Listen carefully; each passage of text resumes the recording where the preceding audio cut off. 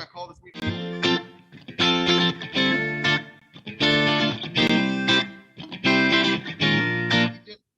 Ms. Gomez.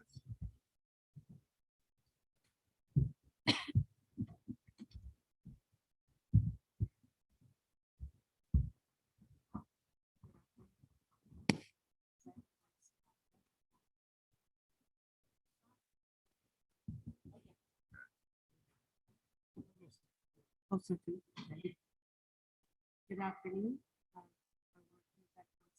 Jane, she is my officer. And we are talking. So, Jane.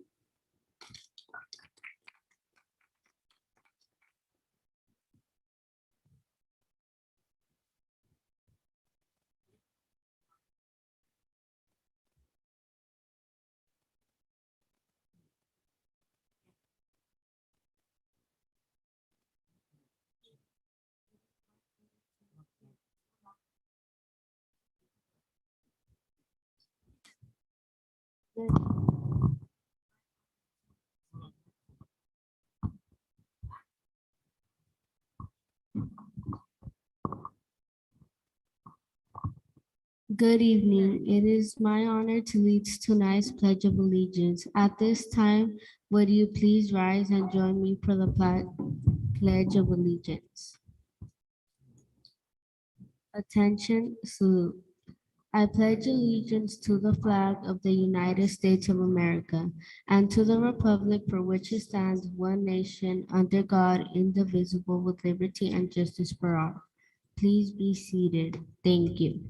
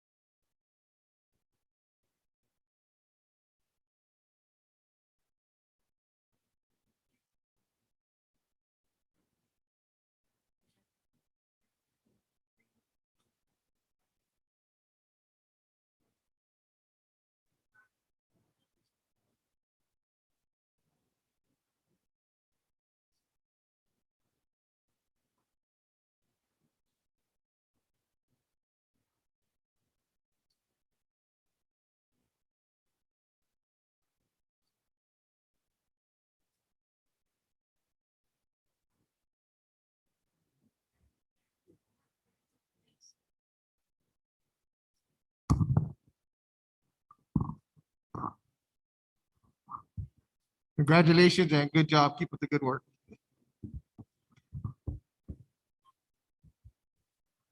A3 attendance, Ms. Marroquin. Board Member Martin Vares, Present. Board Member Elizabeth Tienda. Present. Board Clerk Elena Gonzalez. Present. Board Vice President Joseph Vasquez. Present. Board President Eric Molina. Present. Let the record show that all board members are present. Moving on to B, approval of agenda. We have, Yes, so we have a few updates here, and it's all to the closed session items. We're talking about, first of all, item D2, under certificated personnel report. The agenda should now read D2A, extra duty assignments 34, D2B, substitutes 3. Then moving on to item D3, the agenda should now read D3A, assignments 3, D3B, extra duty assignments 1, D3C, resignations 3, and D3D, substitutes 2. thank you, Dr. Guerrero. Do I have a motion to approve the agenda with the corrected items? Motion. Motion by Mr. Vasquez. I have a second? Second, Ms. Tienda. Have any questions from the public on any agenda items? Public comment? Any comment from the board? No comment from the board? With that, all in favor of passing D, approval of the agenda, signify by saying aye. All opposed, motion passed 5-0. Moving on to C, public comment on closed session agenda items pursuant to board bylaws 9323, individual speakers shall be allowed up to 3 minutes to address the board on each agenda or non-agenda item. The board shall limit the total time for public input on each agenda item to 15 minutes. The board shall also limit the total time for public input on non-agenda items under public comment to 20 minutes. Do you have any public comment? No public comment? Moving on to D, closed session. The following descriptions meet the legal requirements of closed session agenda items. Student discipline matters. Certificated D2, certificated personnel report, extra duty assignments 34, substitutes 3. D3, classified personnel report, assignments 3, extra duty assignments 1, resignations 3, substitutes 2. D4, administrative certificated personnel report, extra duty assignments 2, resignations 1. The time is 4:56, and we are going to go reconvene into closed session.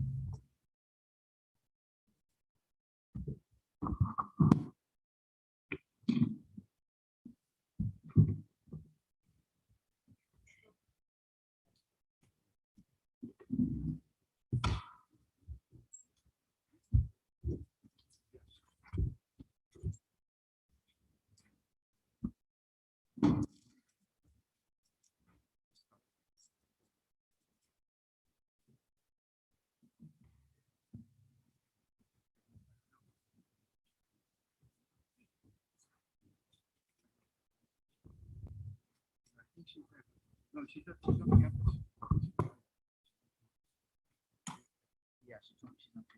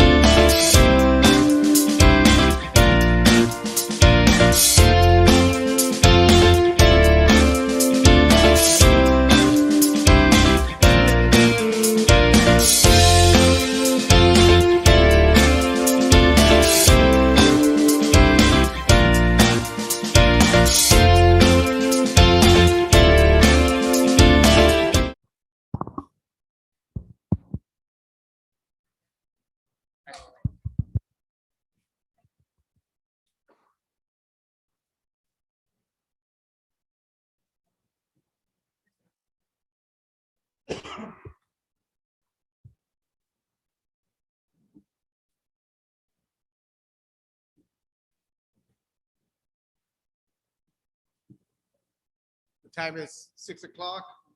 We're coming back from closed session.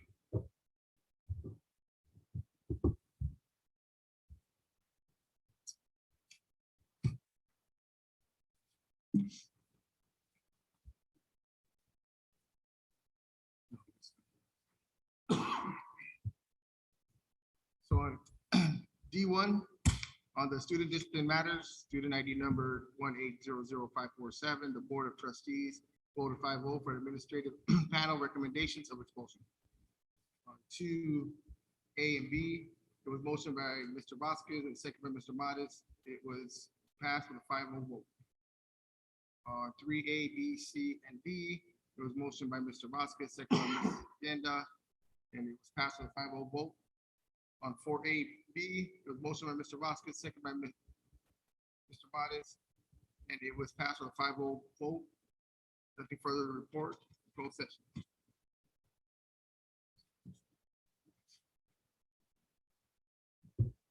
Moving on to F1, supportive environment. Environmental report on the Fonts Reyes property, Mr. Beecher.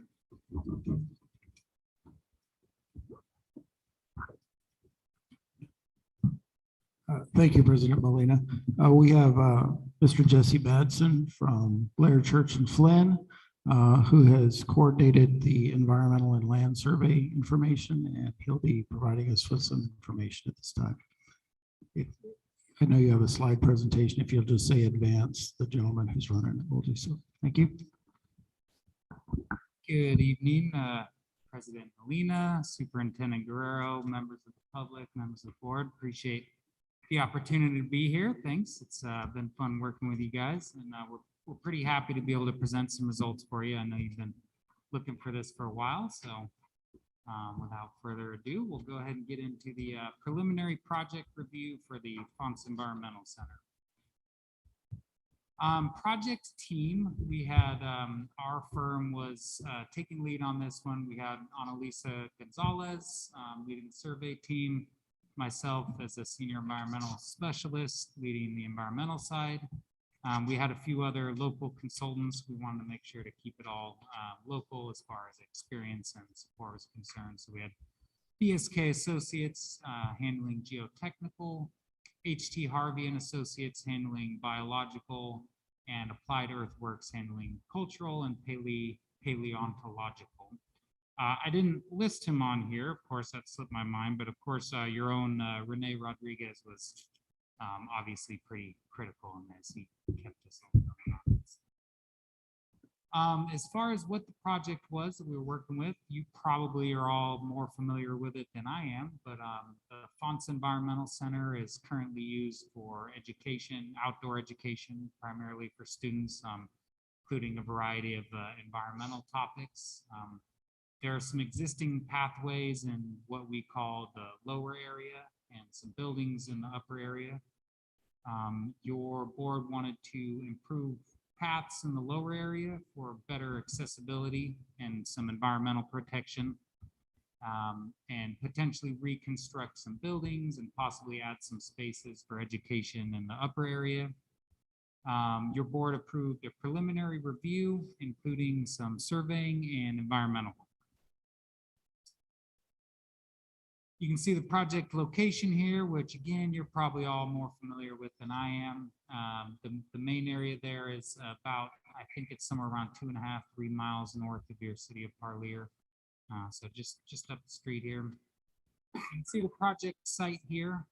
That southern portion, that small little handle that comes down is what we're calling the upper area. That's what has the existing buildings and potential reconstructions.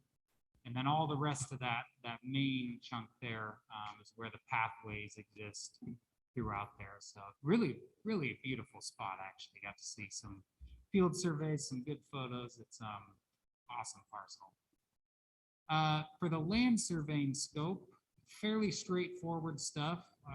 There was a boundary survey. They did some field surveys to shoot points to get the existing boundaries and monuments. They performed record maps and deed research, and they're currently resolving the rest of the boundary data. You pull the data, and then there's a decent amount you have to kind of make it all work together because usually it's not 100% matching up. So they're on the very final steps, but pretty much did the vast majority of the work. For the topographic survey, they did some aerial topographic surveying and involving a drone.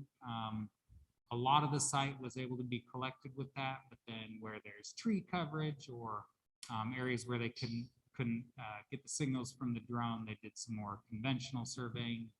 And they did construction, or sorry, the construction staking for fencing is still pending, so that'll be one of the last steps to wrap up there.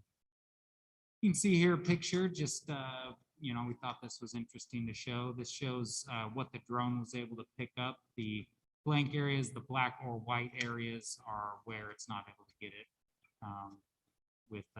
because of tree coverage. So kind of interesting how that has all been progressing. It's only been a few years they've been really using much drones for surveying.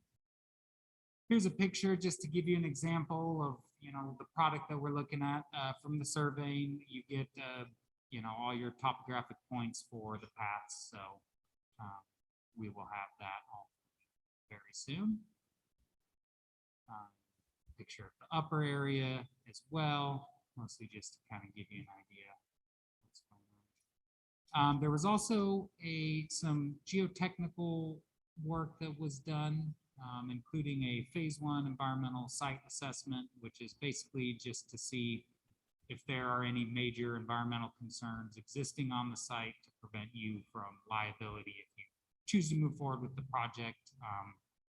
If there's something there that wasn't related to your activities, if you didn't know about it and got into it, then you could end up footing the bill. So the report showed that there wasn't really anything of concern.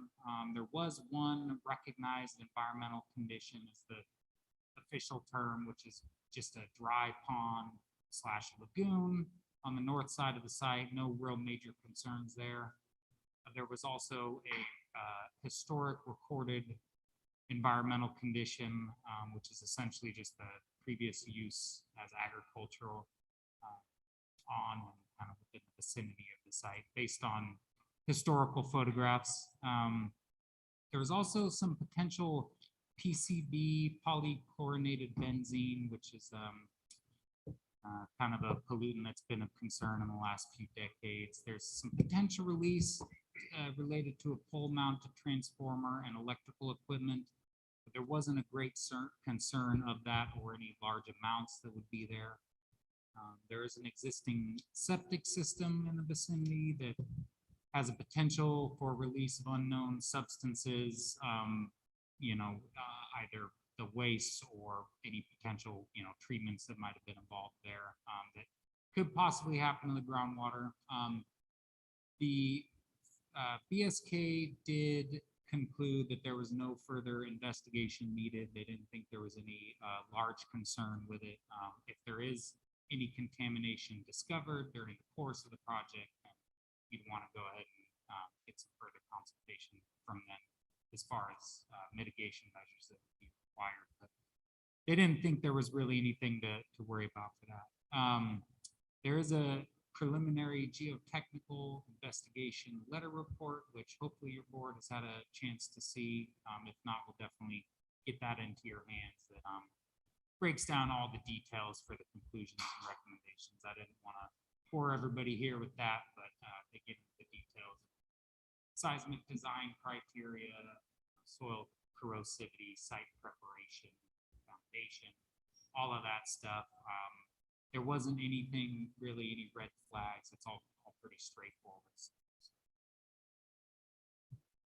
On to the environmental.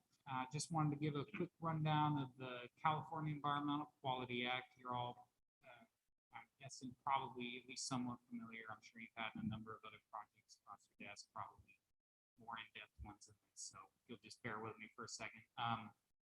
California Environmental Quality Act is sort of it's the largest environmental statute in the state. It's required for any projects that are undertaken by any public agencies or approved by public agencies. It includes a comprehensive analysis of potential impacts to the environment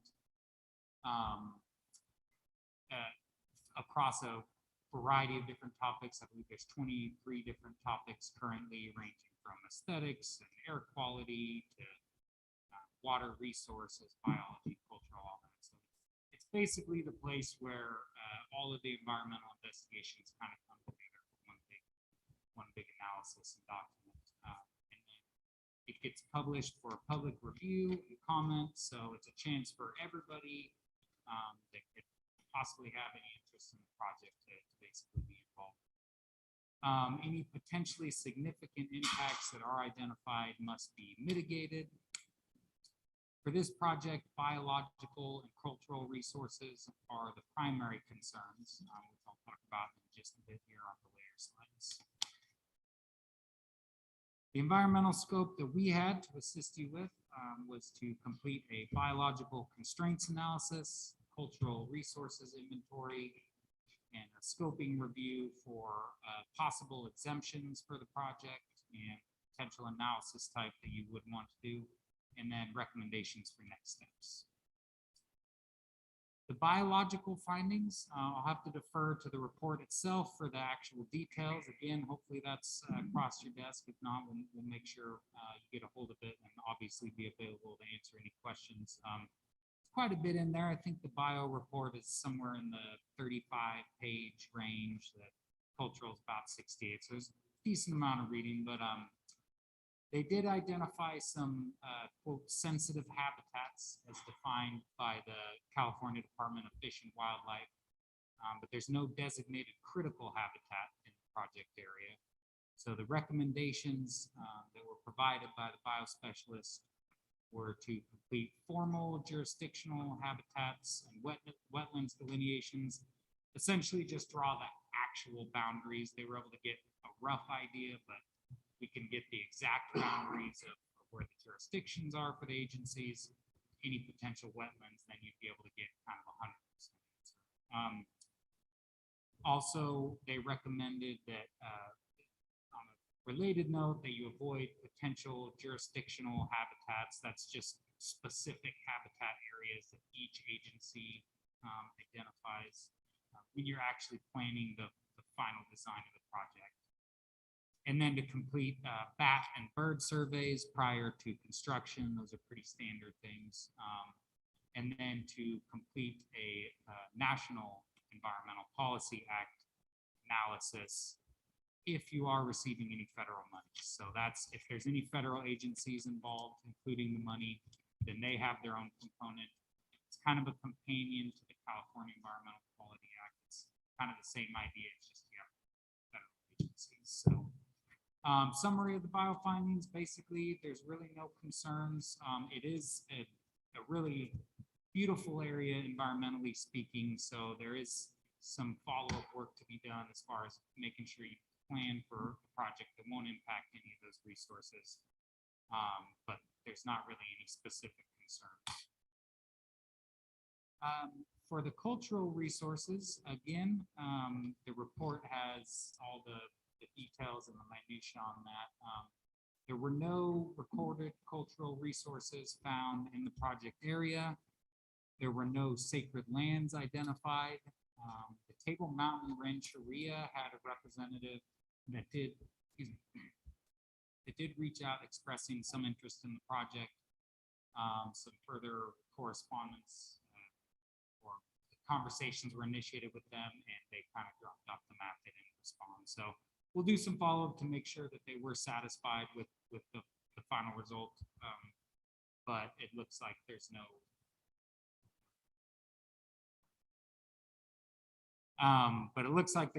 no interest from any of the tribes. And the cultural specialist did find that there's a low likelihood for any significant and intact prehistoric or early historic era Native American resources. Basically, there's nothing there that we're concerned about. So there was a historic tractor motor found on the survey, so not really kind of a normal resource that would cause a big deal. I don't know if anybody left their tractor out there. You might want to just go grab it real quick and disappear from the issue, but it wasn't an actual type of item that would cause an impact in the final document. So more just kind of something of interesting note.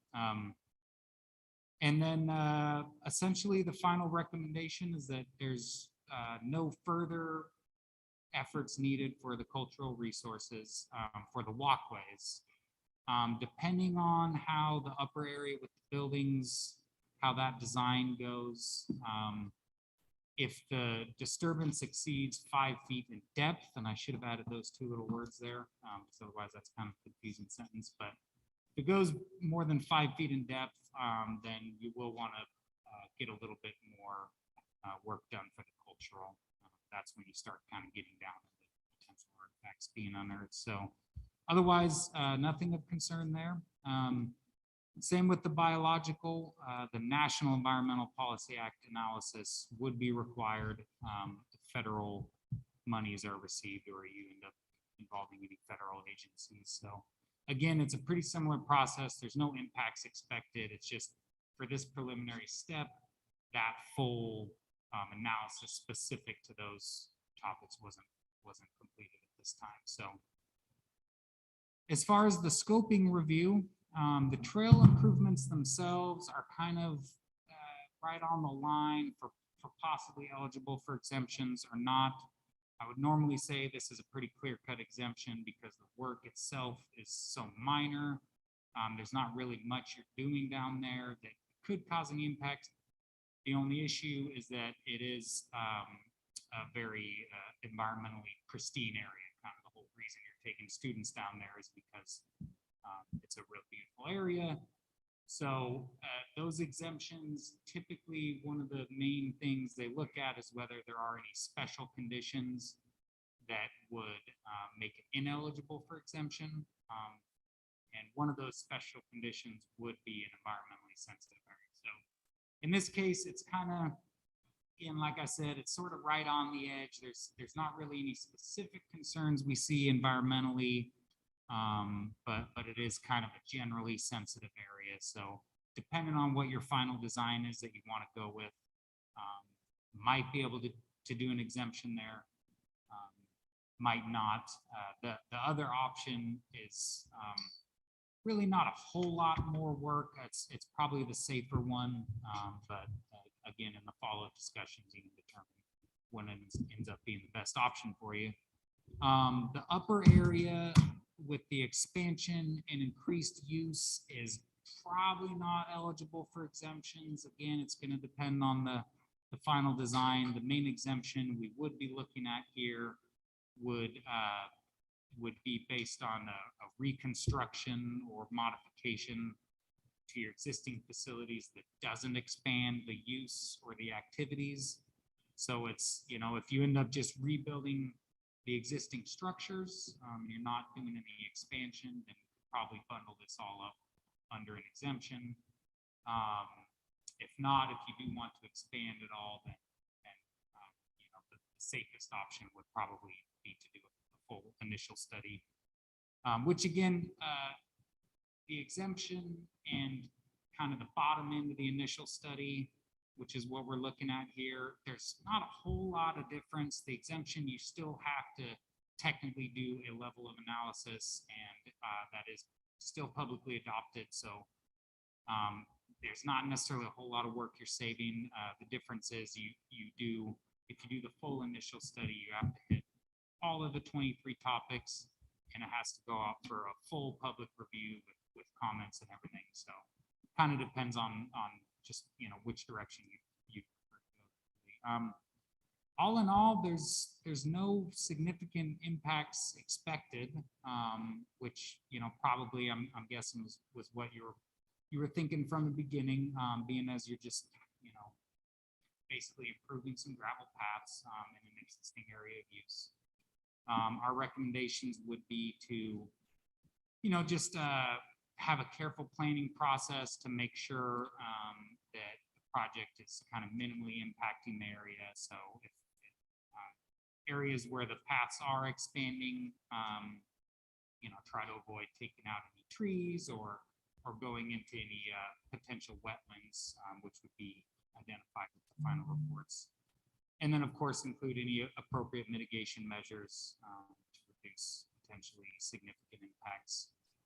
which is sort of the advantage of going the route of the initial study as opposed to the exemption. You don't have to have zero impacts whatsoever unless you're going with an exemption. You're going the other route with the initial study and mitigated negative declaration. It's okay if there are some minor impacts that come up as long as we include some mitigation measures that can prevent being what's defined as significant under CEQA. So, and that shouldn't really be too hard to do. Most of the mitigation measures would be pretty straightforward, minor stuff like I said, not taking out trees, not going into wetlands, conducting pre-construction surveys. And then, of course, like I mentioned multiple times, if you do end up receiving federal money for the project, then you meet NEPA, National Environmental Policy Act. And that process does, to some extent, depend on the agency, each agency. Unlike CEQA, which has a blanket set of rules that apply to everybody, NEPA allows each agency to kind of set their own rules for that. So depends on which agency you engage, but I would think if all they're doing is providing funding, if you're not impacting any of their land or resources, hopefully that should be a pretty easy project. As far as next steps, the biggest, probably most important thing to do at this point would be to, if possible, identify the funding sources and whether or not NEPA will be required, and then establish a project description that avoids impacts. And then final step will be to complete the actual environmental documents. So for CEQA, I would say probably at this point, it looks like an initial study, mitigated negative declaration is probably expected, unless the final design ends up qualifying for an exemption. I think it's the safer route to, depending on how minimal the final project ends up being. The NEPA, I would think the kind of counterpart to that, which is of course, they have all of the same components, but they rename them. Each word is just slightly different. So in this case, it would be an environmental assessment and a finding of no significance, unless you're able to get an exemption, which that one depends a little more. And then we would recommend also going ahead and finishing the formal wetlands delineation. If there were any wetlands in the project area that would be impacted, then there would be a couple permits required. Not a big deal, but kind of can take a little while, some hoops to jump through. One of them is with the Water Board, the State Water Resources Control Board, and the other is with the Army Corps and Fish and Wildlife. And then, of course, to conduct the pre-construction surveys, which typically, if possible, best time to do those would be in spring. You can kind of do them anytime, but that's when you have the best chance to see if there are any sensitive nesting birds.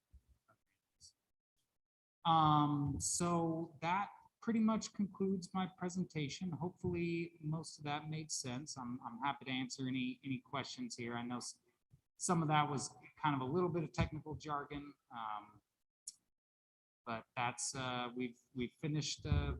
Pretty much finished the work, and there's not really anything of major concern now. It's just a matter of figuring out exactly what project you want to go forward with. So, did you board have any questions? Yeah, thank you. And just to give the public some historical on the ponds. I know some people know that ponds actually burned. Deep, what was it, about 5 to 6 years ago? So the bottom half of it burned. Bottom part. So when we got on the board, we kind of took a look at it and decided we're going to try to get it back to where it was. So this is the first part, is the environmental part before we start any kind of put any money to it. So that will make sure we're environmental impact. We have to do that. So that what the public knows. But I thank you for your presentation. And Ms. Mata, do you have any questions? I just want to say it's a very good, comprehensible report from A to point B. Understanding all of the different variables and all the different players that are, or conditions that are expected for us to adhere to. So I think you did a really good job, and I was very comprehensible. I understood it. I understood anybody can understand it. No, but it was obviously very, very good. I appreciate all of the different conditions and understanding what we have to adhere to. So thank you so much. Appreciate it. Thank you. Yeah, and the one last thing I just wanted to say, I did want to commend your board real quick because often, and this is, absolutely no speaking down about any of our other clients, of course. They've all been great, but often we get a request to take a minimal approach at, an environmental review right before they want to construct something. And let's, make this thing happen. But your board chose to take a very proactive approach, and I think that's fairly rare, and it sure makes the process a lot better. So good job on that. Right? Thank you. If I could just make one more comment. I want to thank you for working with Mr. Rene Rodriguez. Mr. Rodriguez brings a lot to the table in terms of his ability to put a sequence in terms of what we need to do. So, and our board here is ready to take action. Thank you. Thank you. Yeah, he's been great to work with. So. Just like everyone else, thank you so much for that presentation, and thanks for the kudos as well. And I would say we have a great admin that work together to try to accomplish great things for our students. So I really do appreciate that. Thank you.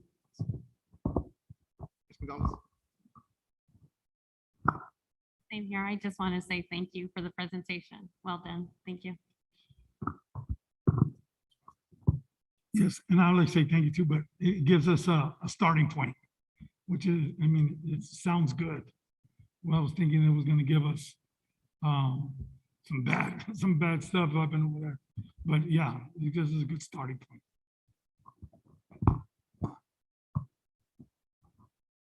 Yeah, well, thank you for the report. It's a good starting point, and now we know what we can do and can't do. And I know ROP, the firefighters have the kids have put a lot of hours into helping us get that back to some kind of normal environment because of the impact that fire had on that area. We went there, was pretty bad. So I can see we're going back pretty good. So looking forward to getting it started and getting our kids back out there. So thank you for that.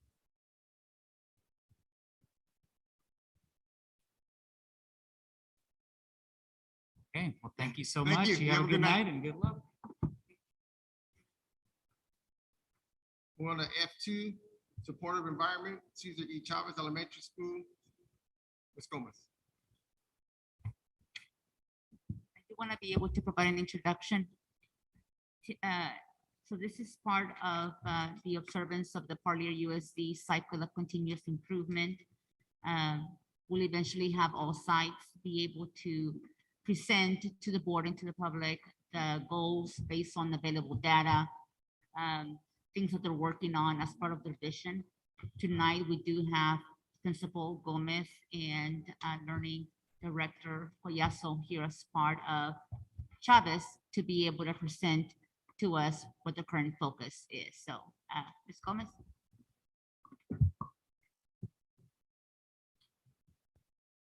Good evening, our board president, board members, and our superintendent Guerrero, and other guests and parents. My name is Sylvia Gomez, and I'm the principal here at Cesar Chavez. And my assistant is Mariano Collazo. He is my learning director.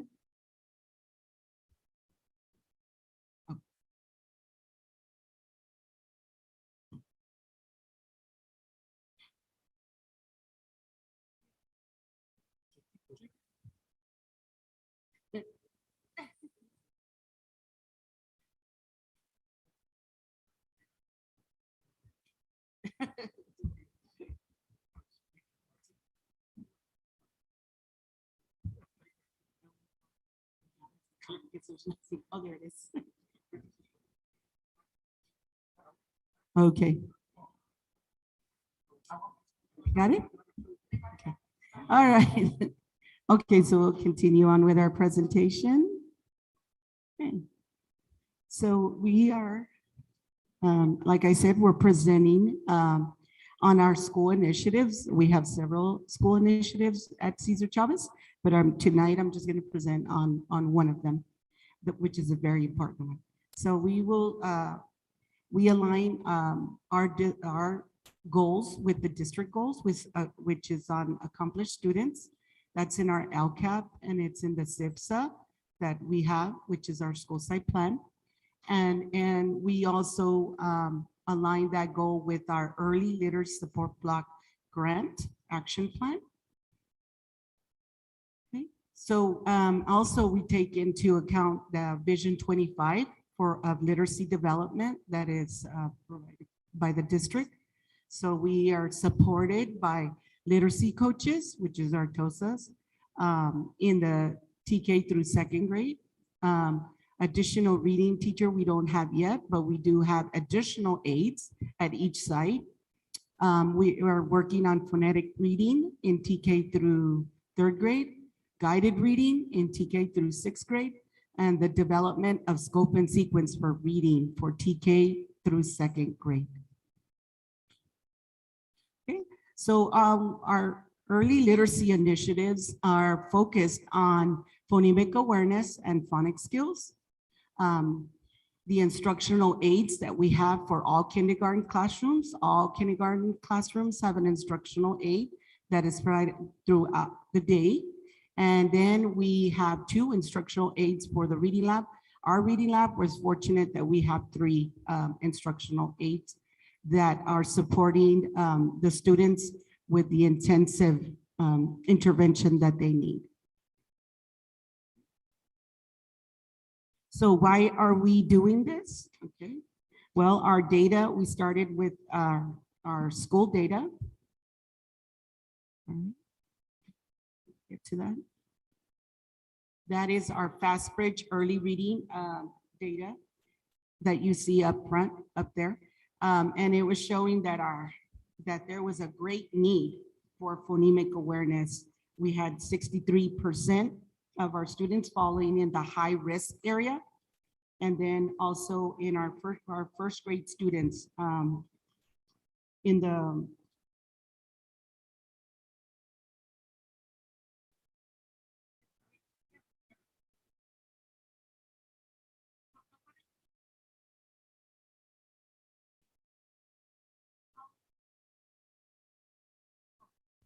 we're good? Oh, sorry, do you need me to go back and repeat? ¿Quiere que repase otra vez? ¿Ya está bien? Okay, okay. And so then we also noticed that within our first grade students, that they also had quite a high number of students in the high risk area and at second grade as well. So this data was analyzed during the last school year. We found that our basic literacy skills were lacking for kindergarten through second grade.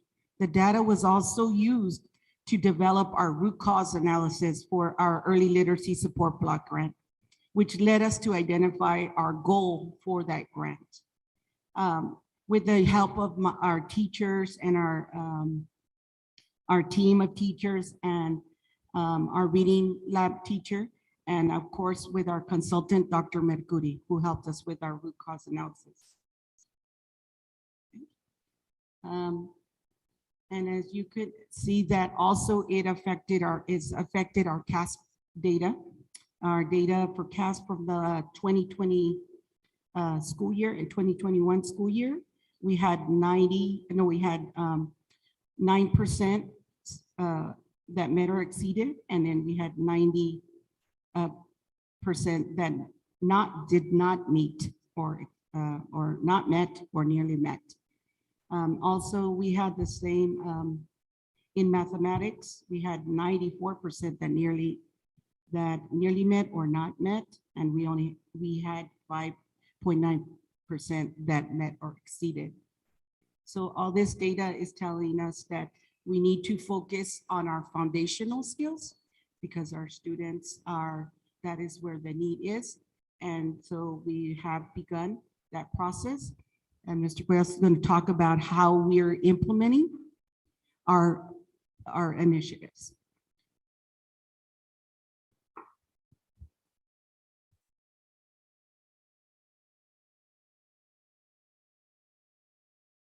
So in order to reach our goals, these are some of the, for phonemic awareness and phonics, we're planning on unpacking standards, aligning the instruction, our schedule, and this is to meet, to assure that when teachers are teaching, they're teaching using the most effective, their time to teach most effectively. So they're also creating lessons. So this is one of the other ways of reensuring that we're reaching our goal or meeting our goal. So under phonics awareness and phonemic strategies, teachers are using materials such as Haggerty materials, Orton Gillingham, and Estrellitas for Spanish. So in order to support our teachers, our instructional aides will assist in small group instruction. And this is including our bilingual aides that have been hired, our 2 bilingual aides that will be assisting as well. So additional aides that were hired for Reading Lab to support our students in literacy as well.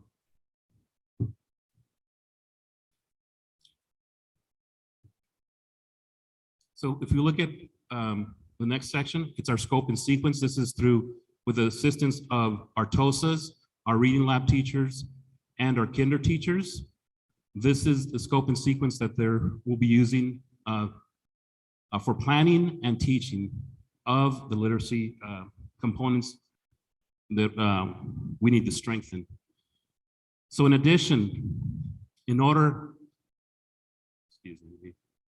monitoring in order to ensure that the implementation is taking place along with district administrators and as site administrators, we'll be doing walkthroughs. As far as the admin on campus, we'll be reviewing lesson plans, review student data assessments, and this is going to be during their professional learning communities or PLCs, where the teachers are ensuring that they're looking at the data that will guide instruction. So depending on the data, what teachers review and see, that's how they're going to determine their adjustment of instruction.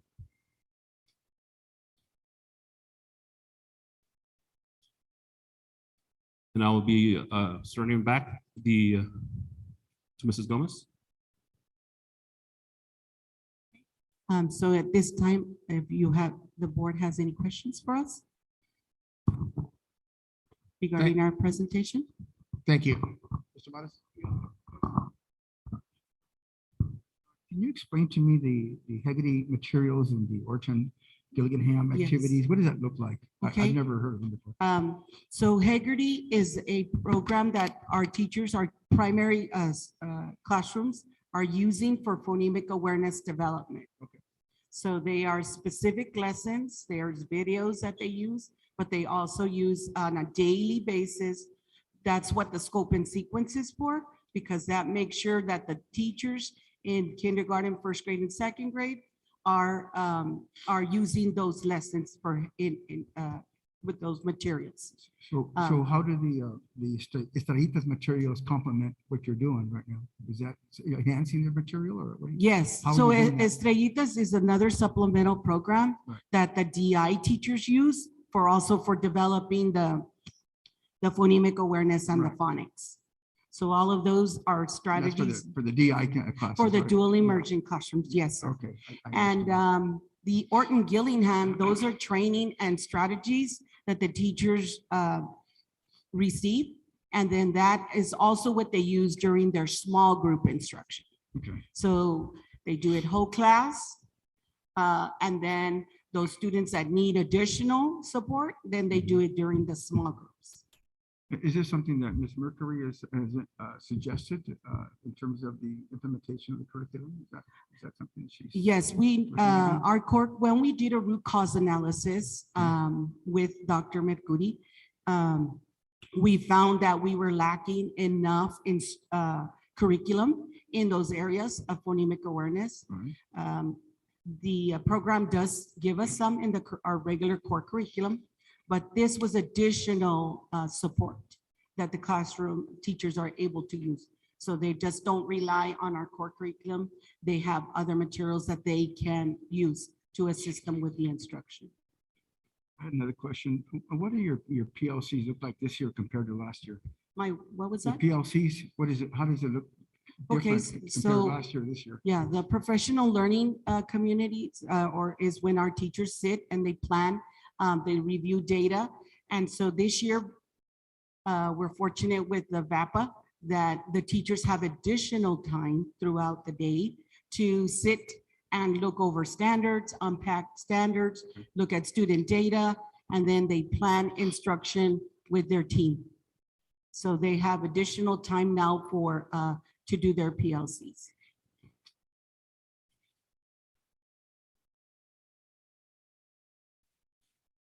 Oh, the difference is, yes, that we have additional time. Additional time.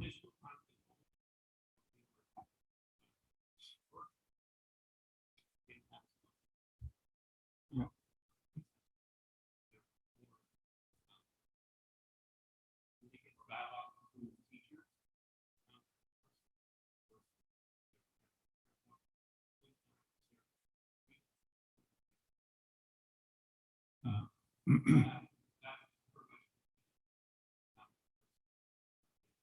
What about your walkthroughs? How's that coming along this year thus far? Your walkthroughs? Oh, my walkthroughs, yes. Well, then, we together, we plan, like he goes to, he looks at which classes he's gonna visit, and then I do the other walkthroughs. Sometimes we do them together. So now we do make sure that we put that in our schedule for the day that we do get into the classrooms and observe and do give the teachers feedback. The walkthrough form that we use is, the walkthrough form that we use gives them instant feedback, because before we leave that room, the results of that walkthrough and the feedback goes to them. Is emailed. I just have one last question. In regards to the curriculum that we're implementing this year, how happy or how satisfied are the teachers in receiving that extra training to understand the phonemic awareness and, you know, whatever Dr. Mercury is presenting this year compared to what it looked like last year, right? Yes, so the teachers are very receptive, you know, they want to do what's best for our students. Mhm. And so they will attend wherever, you know, we assign, you know, to them. So I only get positive feedback from my teachers about the trainings, but allowing them not only after the PD, but allowing them that time during the PLC to really reflect on what they're getting from the trainings. So that's an additional time that they can use to work with their team to reflect on what the new learnings that they have. Right. They're You know getting. that the research shows that instructional leaders are the most important part of the curriculum, right? In terms of making sure that they're teaching, they're presenting, they're holding people accountable and so on. Anyway, I just want to say thank you so much for a comprehensive program. I would like to take a look at your program and take a walk eventually with the superintendent here and any other board members. I'd like to see what it looks like in the area of curriculum here at the site. In action. Yeah. All right.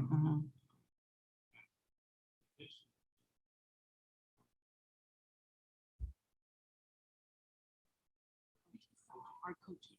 Oh, In addition, they're not just working with Dr. Mercuri, but also our TOSAs and also with Dr. Diaz. We also do walkthroughs and whatnot with the district personnel as well. Yeah. But one of the things that the teachers are making those connections with the data now, with Yeah. results training and the trainings that they're receiving, now they're better putting the pieces together to make that connection to the literacy component and how to implement and also guide their instruction. Yeah. It's all about, you know, looking at the data, the continuous data, the continuous cycle of improvement and looking at how we can improve instruction. Mhm. But that's a great start. Thank you so much. I Yeah. appreciate it. The coaches also go into their PLCs, so that's an additional support that they're getting because they coach them on how to look at their data and how to do the planning, you know, for lessons. Thank you so much for the presentation. And I heard a bunch of great things in the presentation and with the question and answers from Mr. Mares. So one, I heard the walkthroughs with many people, you know, I can picture it in my head of different people within this, our district staff working together to see how we can empower our teachers to do better for our students. And that in my head, you know, it looks amazing because that's what we're all here for, to improve our students. So thank you for that. Another thing I want to thank you for highlighting VAPA. So for those that are watching right now and that are here, if you don't know what that is, that's visual and performing arts, if I'm saying it correctly. And that's something that was recently brought. I don't even know if we've ever had art, maybe, but not for years, huh? Usually that's cut when schools are not doing very well and the money's not being spent wisely. Those are the first things that get cut for our students, all the fun things, the art and the music. And so it's so exciting that this is back along with other things that are back. One thing that you highlighted was saying that's a time teachers can meet and plan too. I didn't think about that. I remember when we first started talking about VAPA, I had no idea about that aspect. And so it's always difficult for teachers to find time to plan. I know usually it's during PE now that each school, we do have our PE teachers. So you brought that to my attention and I get excited for things like that. So the teachers are able to brainstorm and talk. I have a question in regards to SBAC data in 2020-21. I'm not sure if you mentioned, if you did, I apologize. Did they go up or down like pre-COVID? Because I know this was in the middle of COVID. Yeah. So I'm just curious of how bad it affected, or maybe it improved. No, yeah, we did decrease because of the virtual learning. Okay. They did have a loss Oh. in instruction. Yeah. Okay, and I So- know that's expected and it's expected across the world type of thing, and it's unfortunate. So Yeah. it's great to hear all the great things that you guys have planned and are working in conjunction with the district office, and that there's communication across entirety, because that communication is vital. So I want to say thank you so much for the presentation. I appreciate it.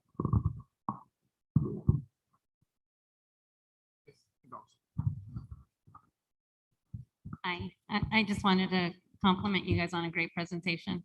The additional questions Mr. Mott has asked, the additional information you gave us, for me, it's nice to hear additional information. So thank you for a job well done and keep up the good work. Thank you. Thank you.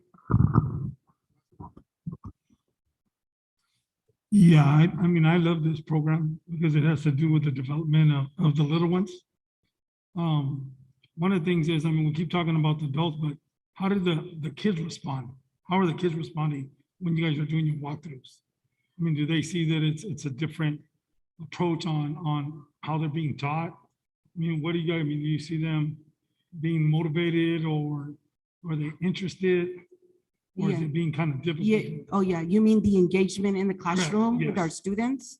Yes, they're, you can tell that they're very much glad to be in a classroom with their, with their peers, and they have their teacher right there to monitor and support them when during the learning. And also they're used to us coming in and out of the classroom. So it's not, they're just like, hi, good morning.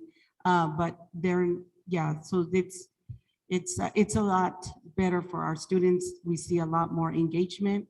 Our students are excited, when they come through the door. We greet them in the morning so we can see how they're coming into the school. So that's one of the things that we do is greet them and say good morning, and how are you this morning? And then they have time to talk to us and ask questions. Basically, they just want to know when's the next pause day, which is a fun day for them. But it's good to see them coming every morning, and they're pretty happy in the morning when they come. Yeah, another one too, because like I said, this is a very important program. So I mean, do the teachers see there's a sense of urgency that what I mean, this is something that it's gotta happen. You know what I mean? So the thing is that, I mean, do we see that to be able to say, you know, they're doing the extra, they're doing a little bit more ownership to it?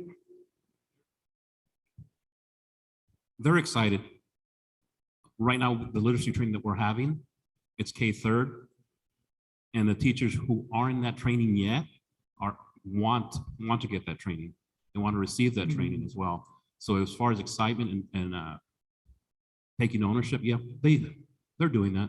I think with what took place with COVID and whatnot, teachers too wanted to be back in the classroom. They wanted to have that interaction with their students. So yes, I think everybody here, it's not just the parents, and we all wanted that normalcy. Slowly but surely we'll get there with that normalcy, with the engagement and interaction with everybody at one point. But it's slow. Take it slow to go fast.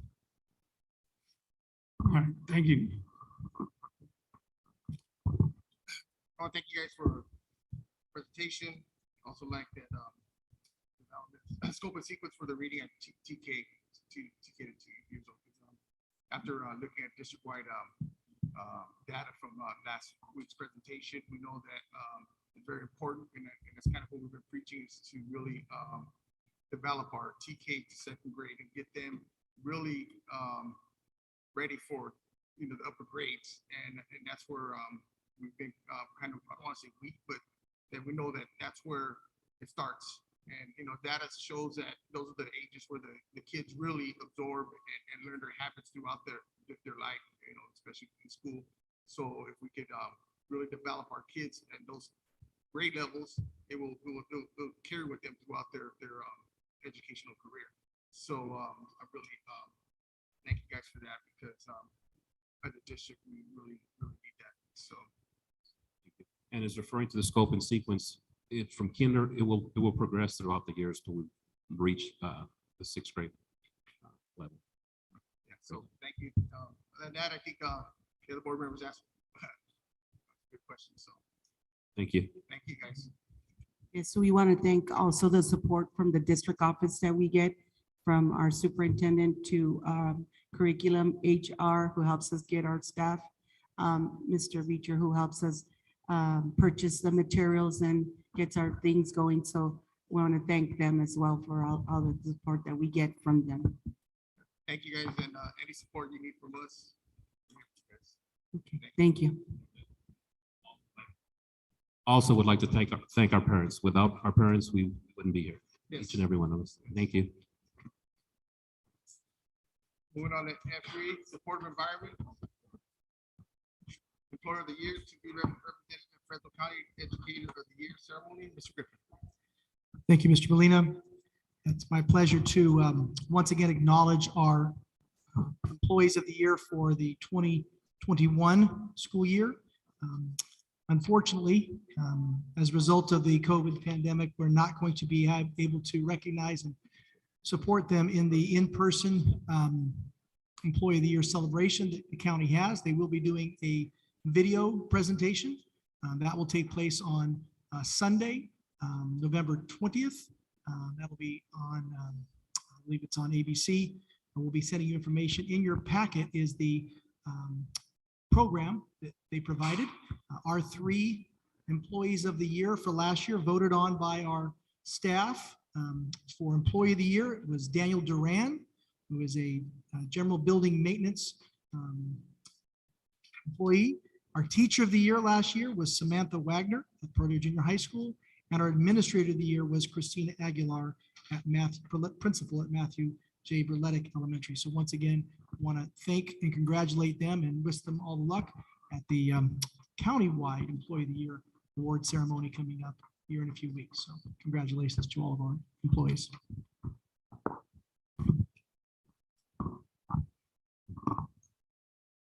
Thank you, Mr. Griffin. And I want to congratulate our employees for being nominated, and good luck. Questions from the board?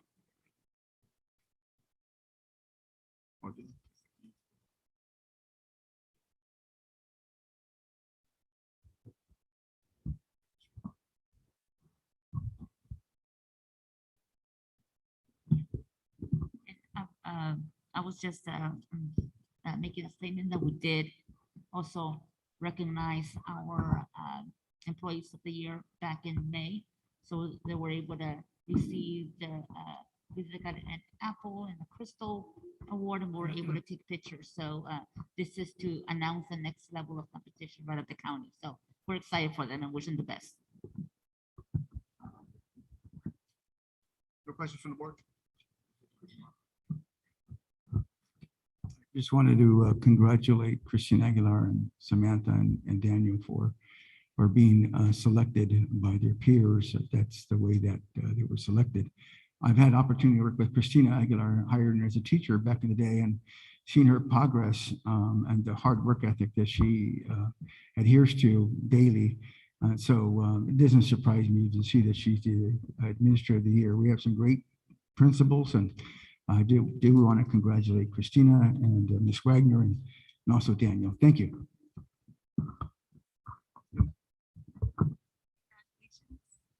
Gonzalez? Congratulations, good luck. Thank you, Mr. Griffin. Moving on to G, routine consent agenda. In order to promote effective meetings, the board may bundle a number of items and act upon them together by a single vote through the use of consent agenda. Consent agenda items shall be items of routine nature and items for which the board discussion is not anticipated or for which the superintendent recommends approval. Do I have a motion for G? Motion, Mr. Vasquez. Do I have a second? Second, Ms. Tienda. Do I have any questions from the public on routine consent agenda? Let's say we have no questions from the public. Bring it back to the board. Any questions from the board? No questions from the board. All in favor of passing G1 and G2, signal by saying aye. Aye. All opposed? Motion passed with 5-0 vote. We're on to H, general agenda. H1, public hearing regarding trustees area map plans. Dr. Guerrero.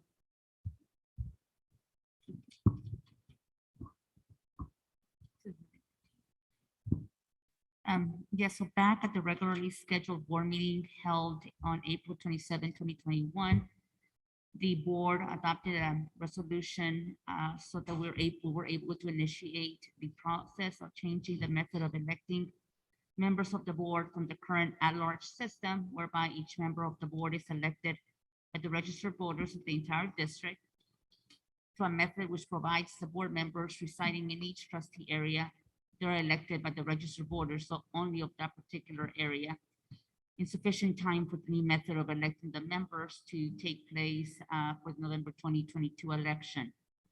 The vote by the board was a bubble vote, and it was because they saw that it was in the best interest of the district, not only now, but for years to come, as well as to avoid any potential litigation, which would be costly for our community.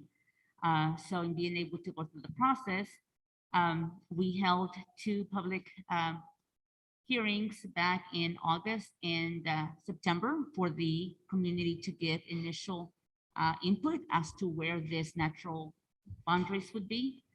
We also encourage public participation, and we have reached out to the public via social media and have also added a link to our webpage regarding the position process. We have also updated the different resources about the process, and the maps that are drafted are posted on our district website. We had a forum to elicit community input in the format of an open house back on October 18th. So now we are required to conduct a minimum of 2 public hearings on the trustee area map plan scenarios.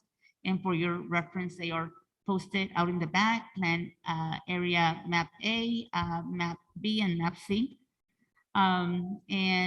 Tonight is the first such public hearing in which we hear from the community regarding input that should be taken into consideration, as we may or may not make modifications to the existing map.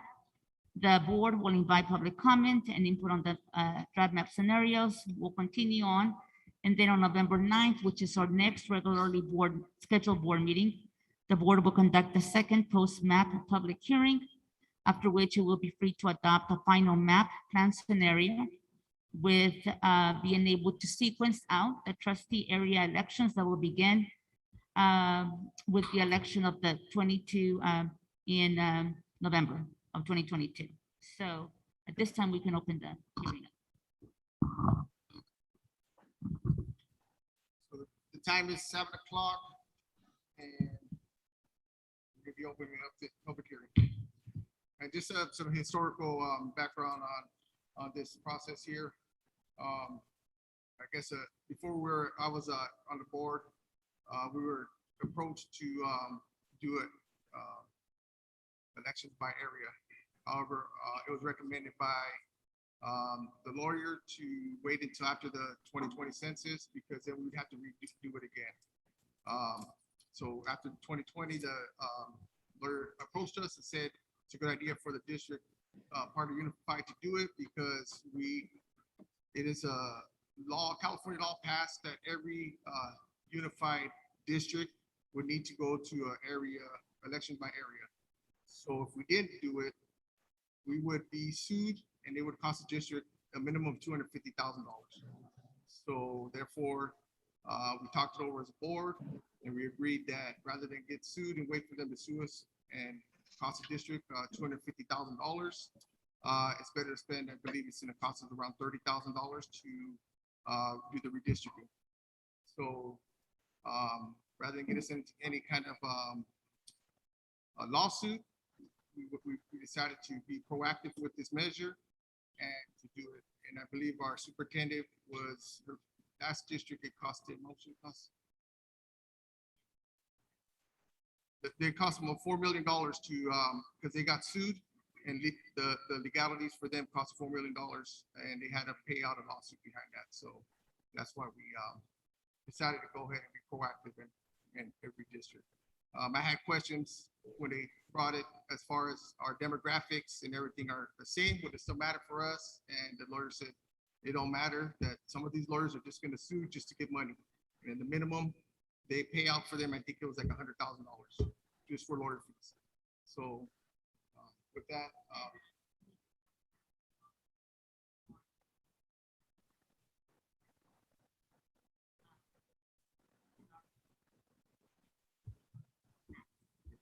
did you wanna?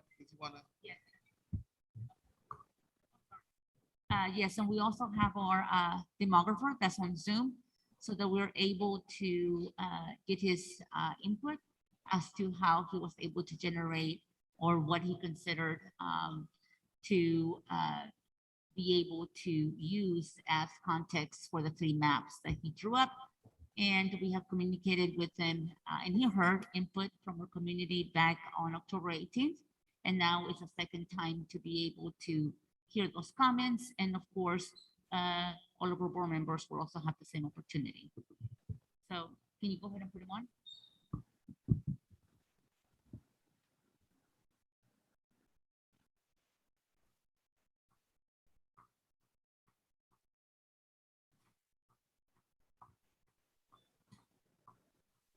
While she's doing that, one of the other things I forgot to mention was that I asked him, what's the likelihood of us getting sued? He said that most of the bigger school districts already have been sued. So they're settling, they're redoing it. So now they're looking to going after the smaller ones.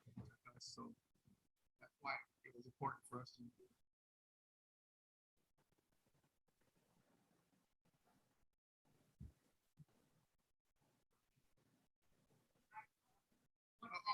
I'm gonna call you up and then after I'm gonna do so real quick, I'm gonna do the 2 people that put in and then after that we'll have you guys come up. So he's the demographer's gonna go ahead and do a presentation first and then we'll start with public comment.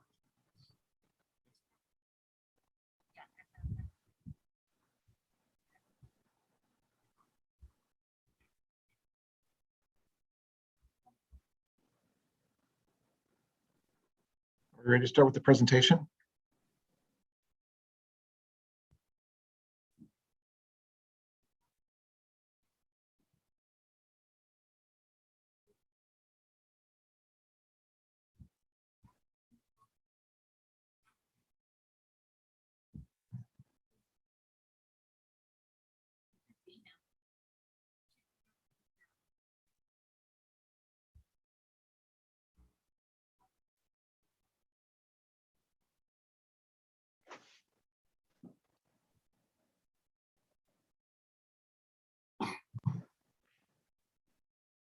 Are we ready to start?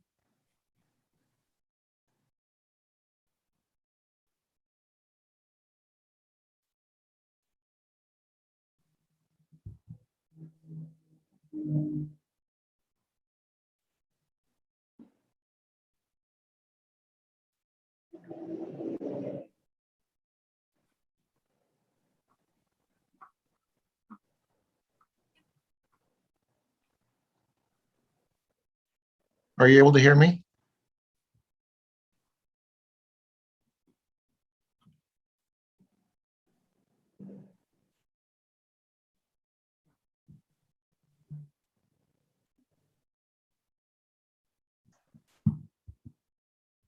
Ken, you can go ahead. Okay. Well, good evening. Our presentation tonight will share with you maps that we've created for the trustee areas. We've used the 2020 census data. And so that's our driving force. It creates. Can you hold up? It's low. All right, try it. Good evening. Is this better? Yes.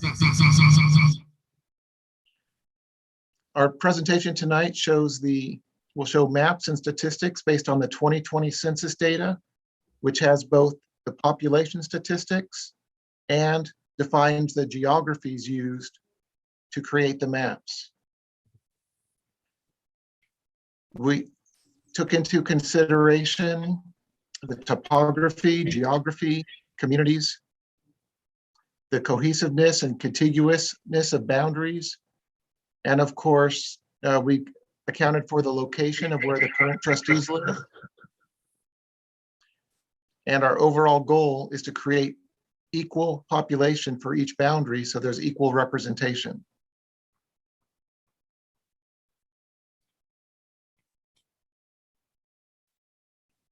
Each map uses colors to represent each of the trustee areas.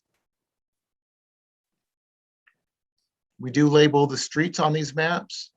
For more details, maps, you should refer to the PDF versions of the maps. So we've divided the district into 5 equal population areas. We have a large map of the entire district on the left and a more zoomed in detailed map on the right-hand side of the screen. Following each map, we have statistics. In this first map, we actually only had a peak deviation of 60. So the difference between the area with the largest population and smallest population was only 60 people. So that was a 1.95% peak deviation, which is well below the 10% that's considered balanced. For each scenario, we provide all of the ethnic and racial statistics for the total population, for the 18 and over population in the middle of the screen, and for the citizen voting age population at the bottom of the screen.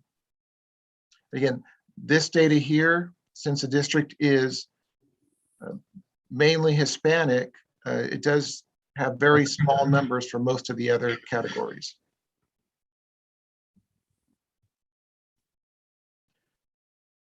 In map B, we assigned most of the rural area to area 5. And you can see the other areas, 1, 2, 3, and 4 had much smaller geographic areas.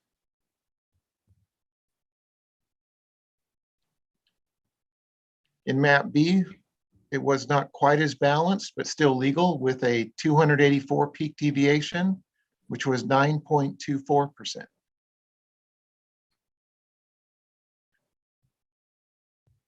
And again, we provide all of the additional details for your review.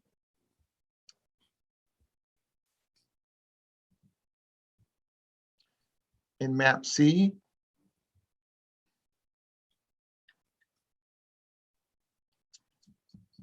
we used Whitner as a dividing line between areas 5 and areas 2 and 1.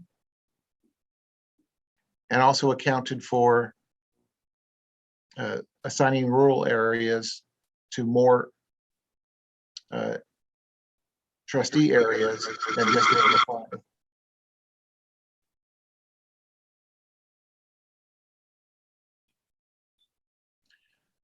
So in map C, we also had a deviation, peak deviation about 9.63%. So 296 difference between the largest and smallest populations.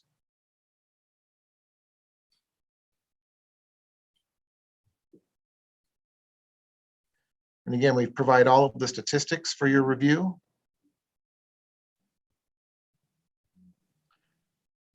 And a summary of our plans. And again, there's not a situation where necessarily one plan's better than another.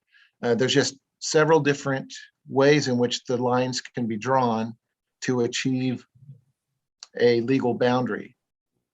And so I would recommend you look at the statistics, look at the maps in detail, and then as we get feedback from the board and the community, we can also draft additional maps.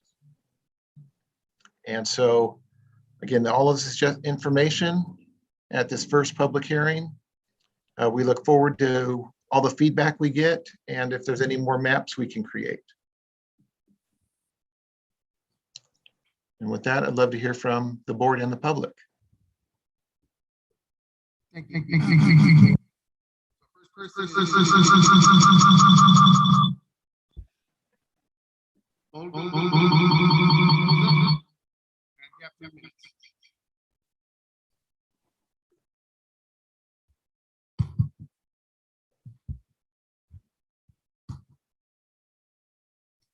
Good afternoon.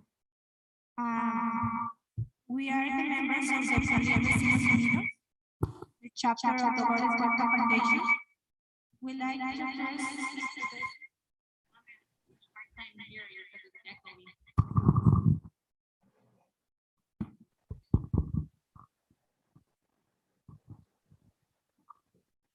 in the first I give you a copy of the letter that I have for each one of you. It was the letter that I bring it from the Dolores Huerta Foundation and our Vecinos Unidos.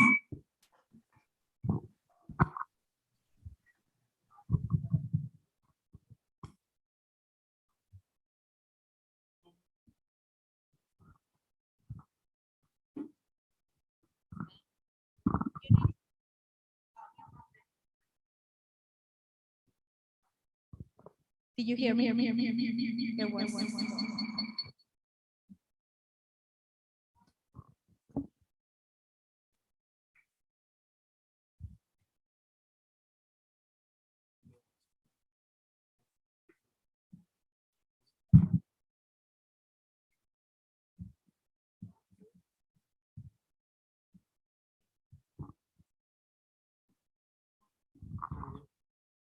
¿Me oye?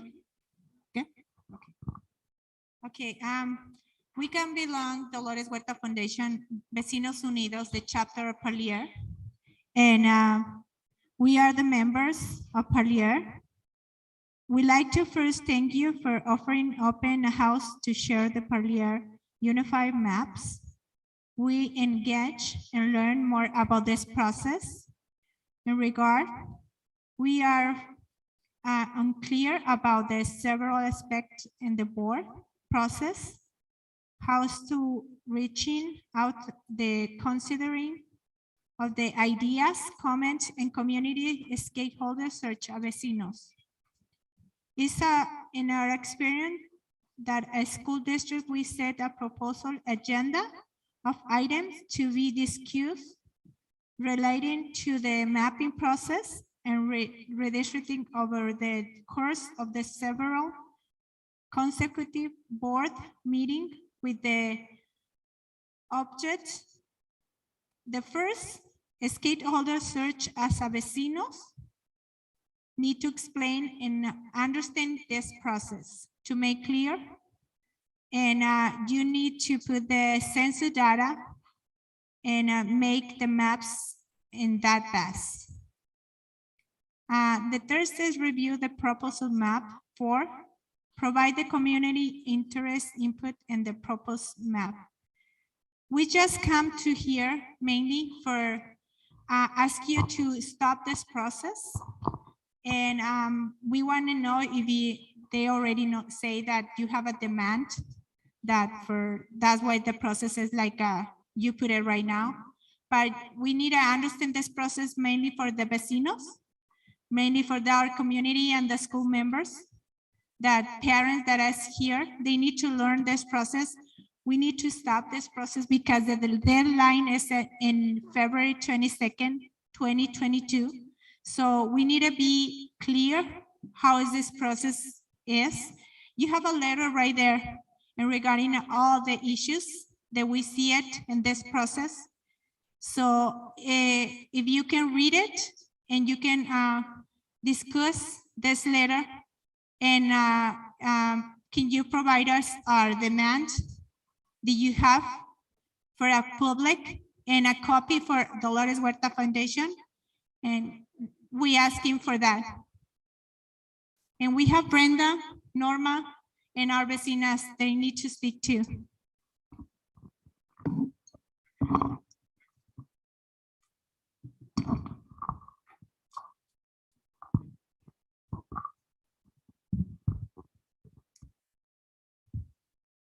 Thank you. Margaret Cepeda.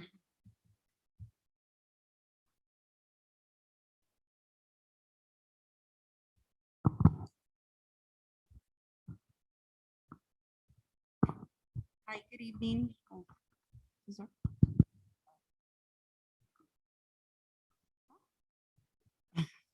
Hi, good evening. My name is Margaret Cepeda, and I'm part of the community. And I'm here to voice my opinion regarding your wanting to do the mapping. I'm opposed. I don't think that dividing the district is a good thing. I think this is going to dilute the opportunity for active members of the community, such as myself, to be able to run for school board, which I have done in the past. So I don't think it's right that we should be limited to being able to vote just because of where we live. I understand that other districts have done this, but their population is way higher than ours. The diversity, which is a reason for doing this, is for the diversity and ethnicity. We're like 98% Hispanic. So really, I don't see the need. You're saying that we're going to be sued. I was wondering if we would be able to get that information, or you said you received a letter stating that you could be sued. I know that there are districts that did oppose, and because the community did not agree with it, they did reject the idea. So it is possible, unless you have something in writing that states that it isn't something that you can choose.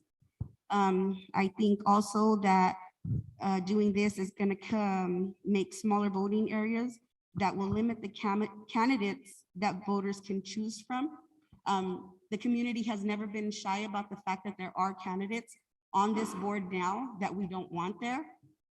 If you guys do push through with this, I mean, there would be a plan A, B, and C as, you know, to what we can do, because again, they're here representing our children. And I don't think, you know, that this is good for our community. Let the community speak, let us vote how we want. And if they feel that they're a good fit for our children and they are making the best decisions, then leave it the way it is and let the people vote. Why are we going to go around where current trustees live to help keep them there? And that's just my opinion, but I am opposed to it. Again, the diversity, we're like 98% Hispanic.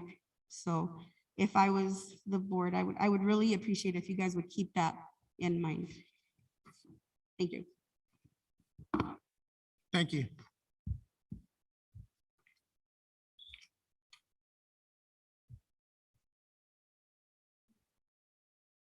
Lourdes Medina.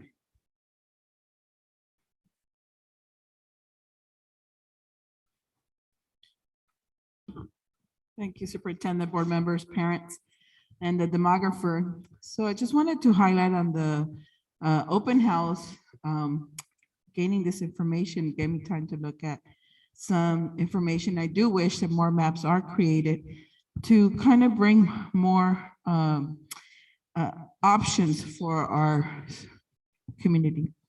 Noting the maps, I see that in Plan A, the under 18, if you subtract the total population, and I subtracted the 18 and plus, what I would imagine it gives me, and I hope that the demographer could tell me if it's true or not, population in the next 10 years of children that would be attending our schools. So in the map A, under 18 for region 1, it would be 979 students per se. I don't know if they are students or not. And map 2 will be 1,184. Map 3, 887. Map 4, 996. Map 5, 1,054. Although those numbers are not that far away from each other, they're still not very well representation for that map. On map B, the same. We stayed in with map 1, went to 1,025, map 2, 1,173. And the reason I did this, and you guys could do your math, is to note how the representation is going to be very important to see these children. Next 10 years will impact our school districts, our economy, and our funds. One thing I did look into is also that, and I do appreciate that you noted on the maps, the black dots, which represent the areas of the current trustees, which should not be a consideration for the maps presented ever, because it should not have to do that. It is important, but it should not be a standard of why you create a map. So I do wish to see a map where we could see more transparency in making sure that in the next 10 years, and we're doing this now and forever, next 20 years, 50 years, this election process will take place. I wonder how many of these trustee seats keep at least one elementary school to represent. So the parents have that trustee to come up to him or her and tell them, this is what my school is needing. This is the barriers I see, especially if I have to transfer my kids because they come on the bus, or they have to cross the street, which is dangerous, or because it's really falling behind in the instruction that they need. Now the high school and the middle school are middle ground, but my 1, 2, 3 are the most important for trustees to know that when we give permission as board members to buy software that's not going to deliver for our children, we're in grave danger. So I do request for the demographer to consider making other maps. Gracias.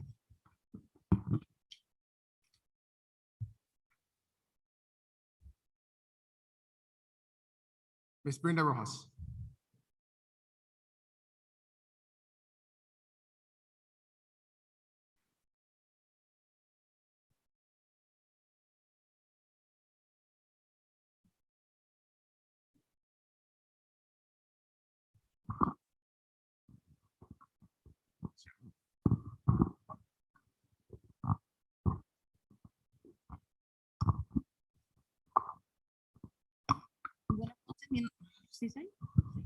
Buenas noches, mi nombre es Brenda Rojas. Pues antes que nada, ¿verdad? Y criticando, porque nunca, pues mi pecho no es bodega que quedarme callada. Yo esperaba que esa presentación se diera en persona, para que así quedáramos más a gusto de la presentación que se nos da. Ahora bien, yo creo que últimamente ustedes han estado hablando de... Sorry. So before anything, I just want to go ahead and say good evening. And before anything, I'm also going to start criticizing the fact that we would have liked the presentation that was given to us for it to have been in person. That way we would be more at ease and more at peace. Últimamente han estado hablando de la involucración de la comunidad. Lately, you have been talking about community engagement. Mientras que en todo este proceso no se está mirando, no se nos está tomando en cuenta. So during this process, it has not been seen. You guys have not been taking us seriously. creo, yo no sé si se puede o no se puede, pero creo que si existe una demanda, una carta que hay sobre eso, tenemos el derecho como comunidad y como pueblo saber lo que se está haciendo o lo que quieren realmente para los niños. So in the possibility that there is a lawsuit, or a letter communicating that as a community, we are in the right to know what is best and what is going to happen with our students. Porque cada uno de ustedes están pensando nada más en el gasto de dinero. Because every one of you is only thinking about the amount, about how we're going to be spending the money. Pero realmente no están pensando en lo que va a pasar después, en lo mal que le va a ir a esos niños. But you're not thinking about the future, about how bad it's going to be in the outcome for the children. Creo que siempre les he dicho, tenemos que enfocarnos en lo positivo, no en lo negativo. Pues raro en mí, ¿verdad? Decirlo eso, pero pues hay que hacerlo positivo. Pues, ya estoy contando hasta 10 para tranquilizarme. Claro está. So the point, is to focus on the positive, not in the negative. And this is rare for me to say, the fact that we have to focus on the positive, and I'm even counting to 10 just to go ahead and relax myself. Pero hay que echarles ganas para que no vengamos aquí y reprocharles a ustedes lo mal que quizás se está mirando. Hay que hacer un mapa justo para la comunidad y para ustedes. So I just want to go ahead and, state that moving forward, we're not trying to be here to a point where we have to blame you guys, but the point is to create a map that is fair for us and for you as well. Yo que según me la doy de muy inteligente, pues para todo esto siempre lo he dicho, soy muy tonta porque la verdad no entiendo nada. So including me, that I've always said that I'm very intelligent. I do admit that even when it comes to this, I'm very dumb. Y lo curioso es de que ninguno de ustedes se acerca o dice, no, pues este mapa es tuyo, así va cada área, esta área te pertenece, pues como se explica en los mapas. No sabemos nada, realmente no sabemos. Yo por lo menos no sé, de todos los mapas no sé. So it's actually very interesting, that none of you have taken the approach to say, this is map, this is your area, you belong here, anything like that. And when it comes to this type of map, I don't know. ¿Y para qué hacer las cosas a la carrera si tenemos tiempo todavía? And why do things in a hurry if we still have time? Nada más hay que pensar en eso y pues todo se puede. Yo estoy pudiendo tranquilizarme, ustedes también pueden hacer lo positivo y lo correcto, creo que por los niños y por la comunidad para que no los ataquen y no crean que ustedes están haciendo mal. Gracias. And I think, that all of this we can do is possible. All is possible if in the right state of mind. Even it is possible for me to remain calm, to stay positive. It is possible to make to correct and create a map that is correct for everybody. That way we don't come back and lash out on you guys.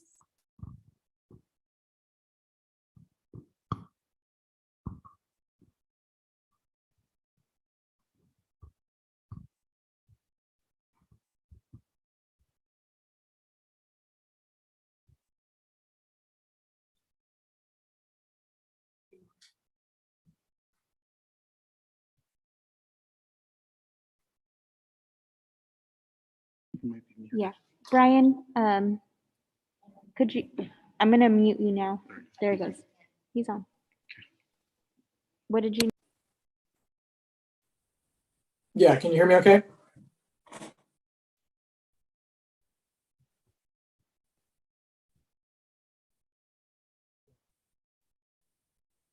Go ahead and try again. Can you hear me?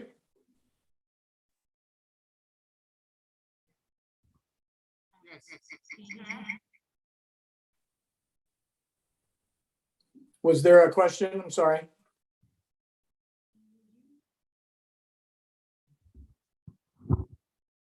Yes. Yeah. Thank you for being here. No? Is it better if I use yours?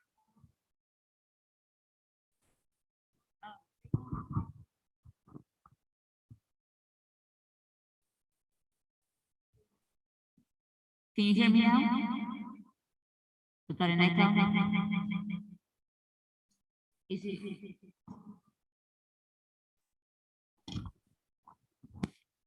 I'm hearing a big echo. Well, I mean, can you hear me? Yes. Are you talking to me? So, I know the context for the process and for the need for this process was given to the board members back about 7 months ago, right prior to the board members adopting the resolution to proceed with the process. For the sake of our public and our community, can you anchor it into as what are the pros and cons of being able to go through this process? And then also of the timeline, if you would. And then I'm not sure if the community or the board members would have any other questions. Shortly after that, we'll go on to each of the board members being able to give their input just like our public did. Okay, so can everybody hear me okay? Thumbs up. Can you hear me, Ashley? Okay. So you wanted me to just kind of review the process, timelines, and pros and cons? Oh.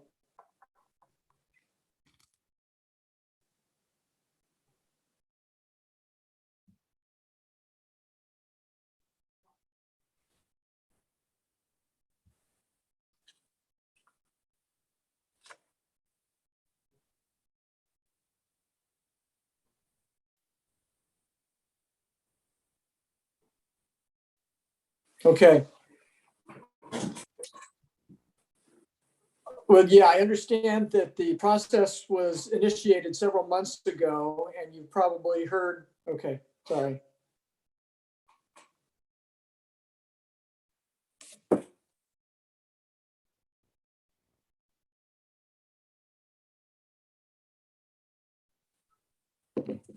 Should I go now? Okay. Well, good evening, everybody. Hopefully I can address the concerns or the questions at this point. I'm here in place of David Saldani, who I'm sure has talked to you about this process before. But kind of cutting to the chase, the main reason that most school districts are going from an at-large vote election system to a trustee area election system is really to avoid a challenge, a legal challenge to the at-large system. As David probably has explained to you, essentially all it takes is an attorney to send a letter to the district to challenge the at-large system. And if ultimately the board were to change it in response to a challenge letter like that, the district would have to pay fees to the attorney as well as other fees involved in changing it. So that's the primary downside or con, so to speak, is the vulnerability to a legal challenge. And I understand that I'd heard the comments from one of the speakers that since the district is 98% Hispanic, that, most likely there would not be, there might not be a challenge to an at-large voting election system. I suppose that's true. There's no guarantee one way or the other if you were to keep it at large. There's no strict liability per se for keeping it at large system, but again, you're open to that. You're vulnerable to a legal challenge that would cost the district some money. So I think that's probably what David has informed you in the past, what the downside or the con of keeping an at-large voting system is. As far as the timeline, this is the first draft map session, so to speak, community input session. There's another one, I believe, that's on calendar. Not sure if let's see if the calendar was included. November what? November 18th? Oh, 9. Okay, got it. So that will be the second draft map community input session. And then there would be a subsequent meeting at which a final map was voted upon by the board. So that's the general timeline as far as board action. There is a deadline of February 28th by which the board would have to select a map and submit that to the county committee on school district organization.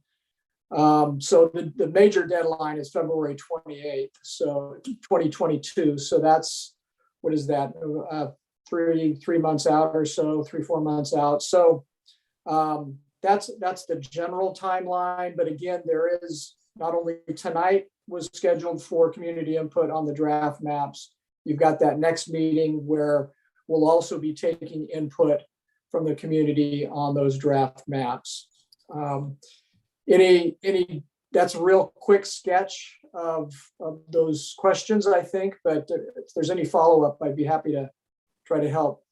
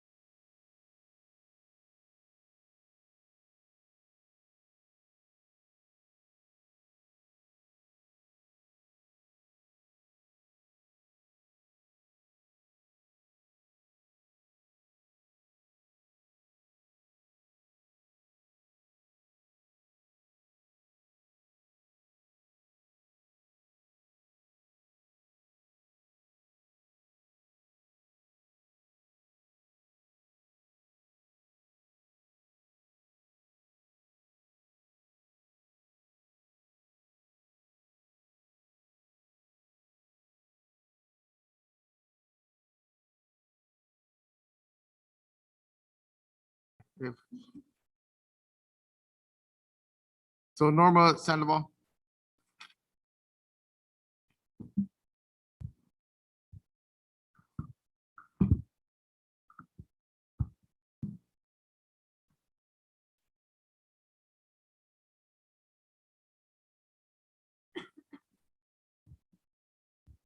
Buenas tardes. Mi nombre es Norma Sandoval.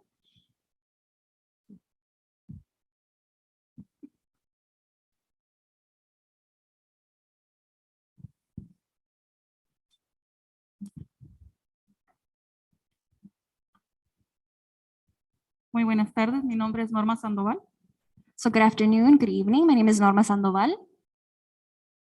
El proceso que crea mapas justos es importante porque necesitamos buena representación. So the process that you utilize to create fair maps is important because we need equal representation. Si los mapas son un reflejo de la comunidad, nos vamos a asegurar que los estudiantes tengan los recursos que necesitan. So if the maps are a reflection of the community, we want to go ahead and ensure that the students have the proper resources that they need. Queremos entender bien este proceso y cada mapa les exigimos que sigan con este proceso con lo más transparencia y trabajar con nosotros hasta las fechas límites que es febrero 2022. We want to go ahead and understand correctly the process and of each and every one of the maps. We also demand that you continue with this process and to maintain the transparency and work with us till the time limit, which is February of 2022. Gracias. Thank you.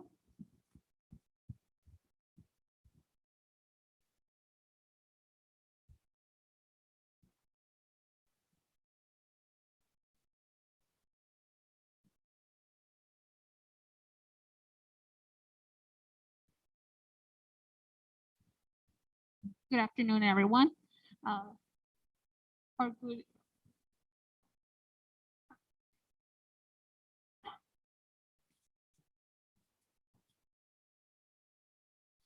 Good afternoon, good evening, everyone.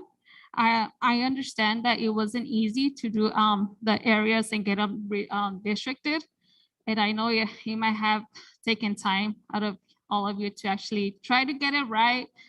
But I do ask to be more clarified doing this because not a lot of parents and members know about technologies or understand the maps.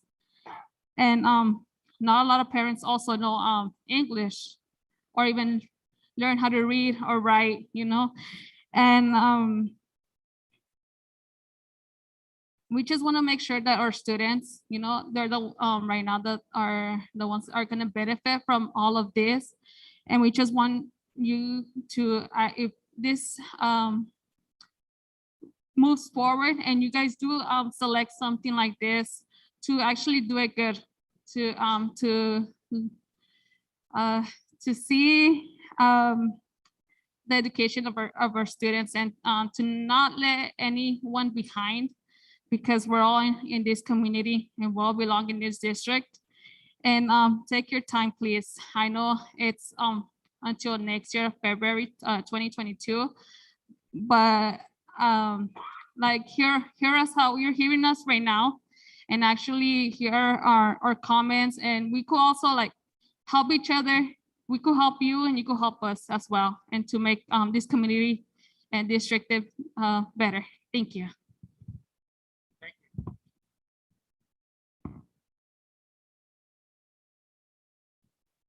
Norma Sandoval. I'm sorry, Crispin Hernandez.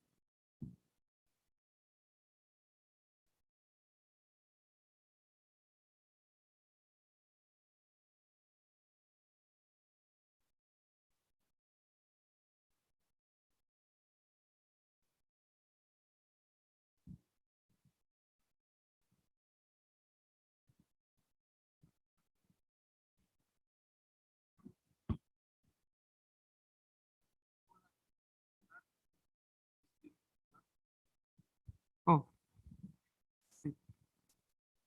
Hola, mi nombre es Crispín Vázquez, soy Vecinos Unidos de Parlier. So good evening. My name is Crispin De Parlier. Vasquez. I am a member of Parlier. Necesitamos mapas que reflejen la comunidad.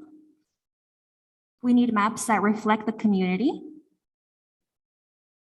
Un mapa que pueda reflejar el acto de los mapas justos. We need a map that is able and capable to reflect the acts that are just and maps that are to the interest of the community. Y hay una comunidad de interés así hacia los votantes que vayan a elegir sus propuestas o sus representantes. And there is also a community of interest. That way the voters are capable to go ahead and elect their representatives. Y no de otra manera, por favor,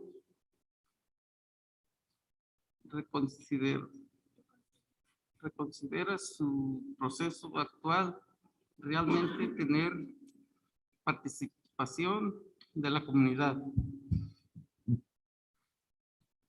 That way the voters are able to go ahead and choose the representatives and have there not be another way. I beg that you please reconsider the process, the actual process, and to really have the participation of the community.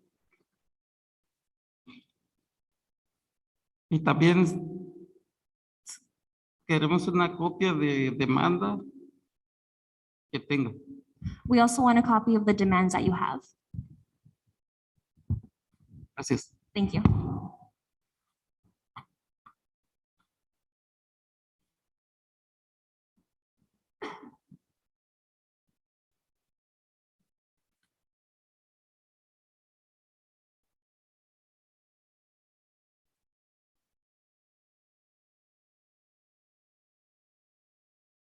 Humberto Gomez. Could you-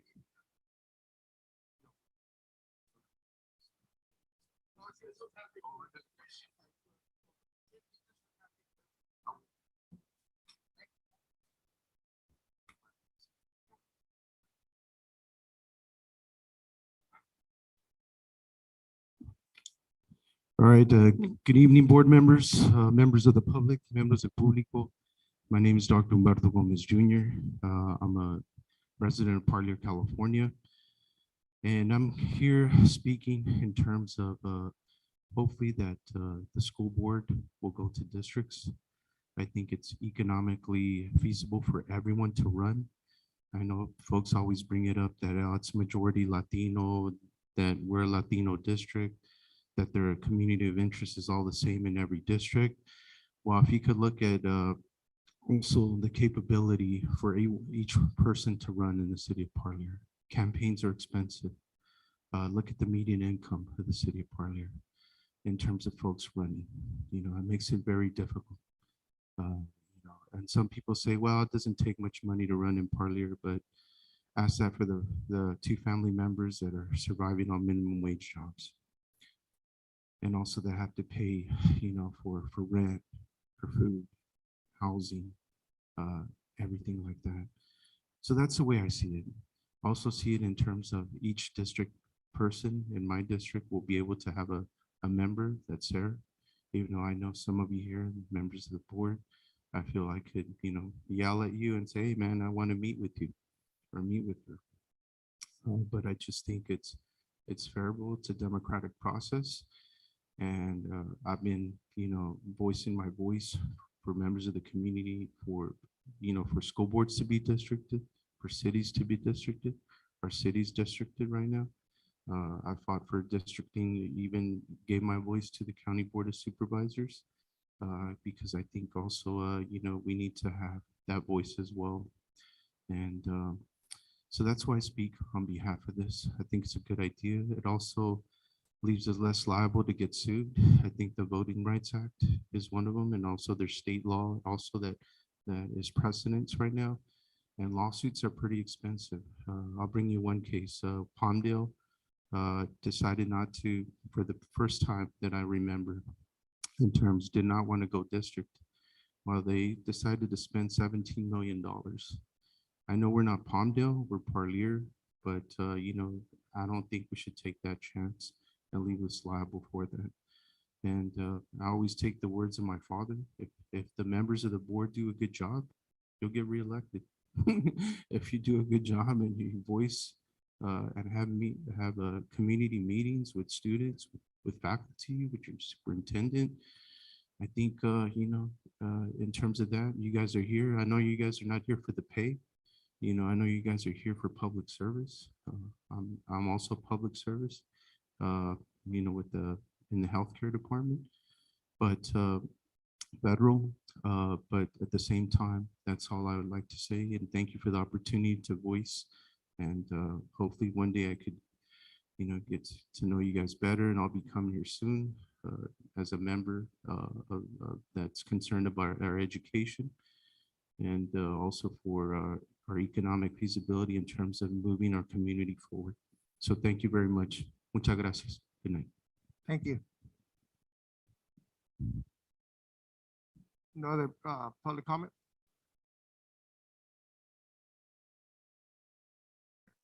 Somebody who hasn't, if you,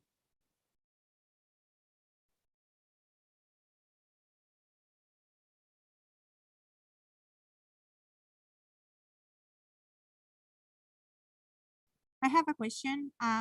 He said that 98% of Parlier are Hispanic Latinos.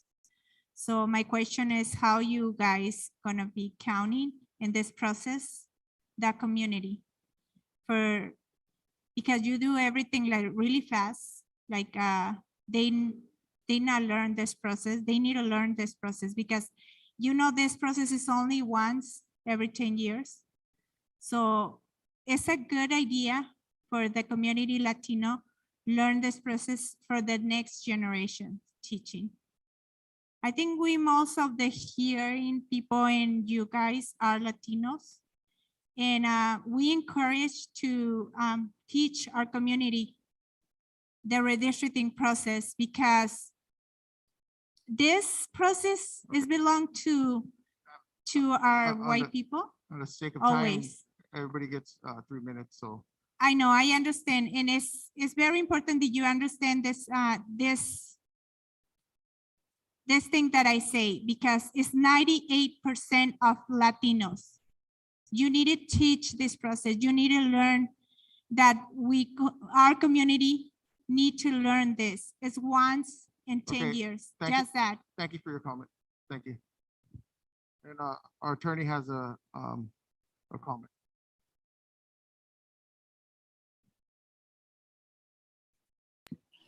Go ahead, Brian. Yeah, thank you. I just noted Can you that. pause really quick? Let me.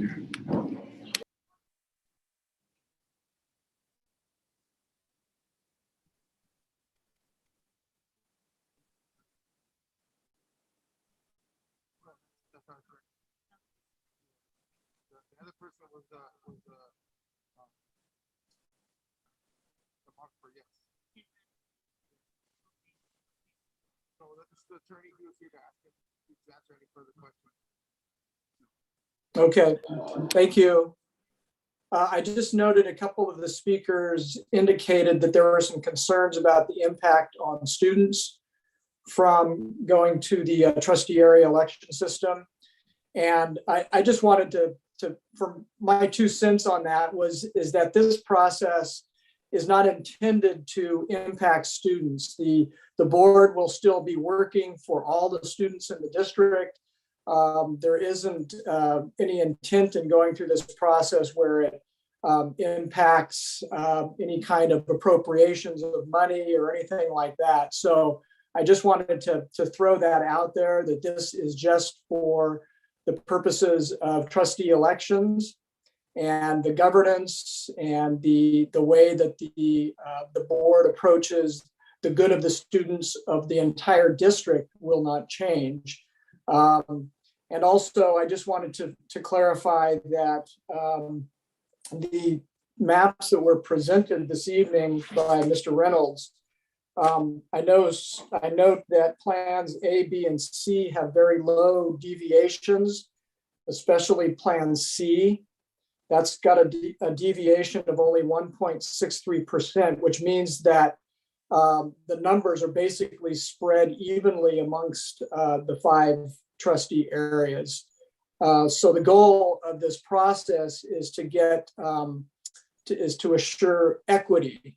I think I heard one of the speakers speak to the equitable approach that should be taken, and that is definitely the goal of this process. So I just wanted to point out that plans A, B, and C have very low deviations, which means that the numbers are spread relatively evenly among the trustee areas. Thank you. Thank you. Have any questions for the board? Mr. Modis? Input or comment from the board?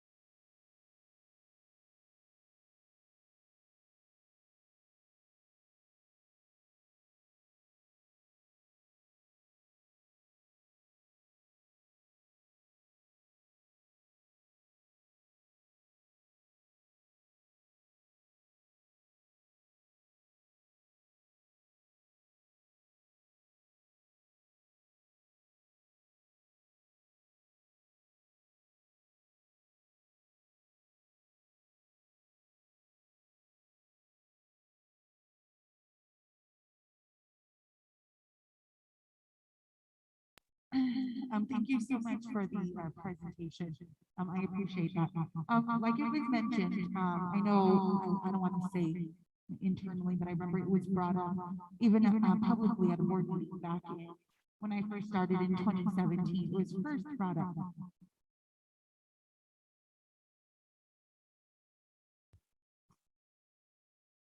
Hello, okay, it was first brought up. We good? Okay. So, it was first brought up and, it was brought up publicly at, in like public forum with, community members, and it was an idea that was thrown out there, and that was when it was first thought of, that we had to do it, because I even had a community member come up to me before I was even elected and tell me, you better make this happen, if not, I'm going to sue you. And at that moment, I was all, I don't know what this is about. And so I remember being told that.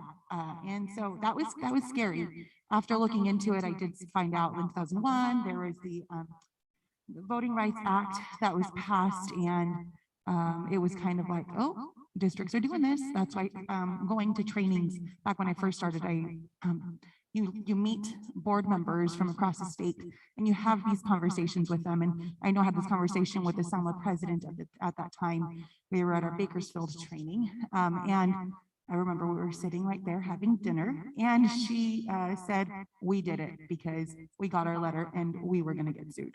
So we made sure to do it as soon as possible. And I was, they did their process, and they did, and other districts locally also did their process because of that. And I remember thinking, oh, shoot, okay, well, we're one of the only districts around here that I know, maybe there are, but that are not districted. And so it did scare me. And so that's why I know I had kept bringing it up. So my question is, what I hear a lot is, it wasn't planned, or there was no chance for dialogue between people. But I do understand that we have followed the process, and please correct me if I'm wrong, Dr. Guerrero. Have we followed the process from start to now with the public meetings and everything that we should have been doing?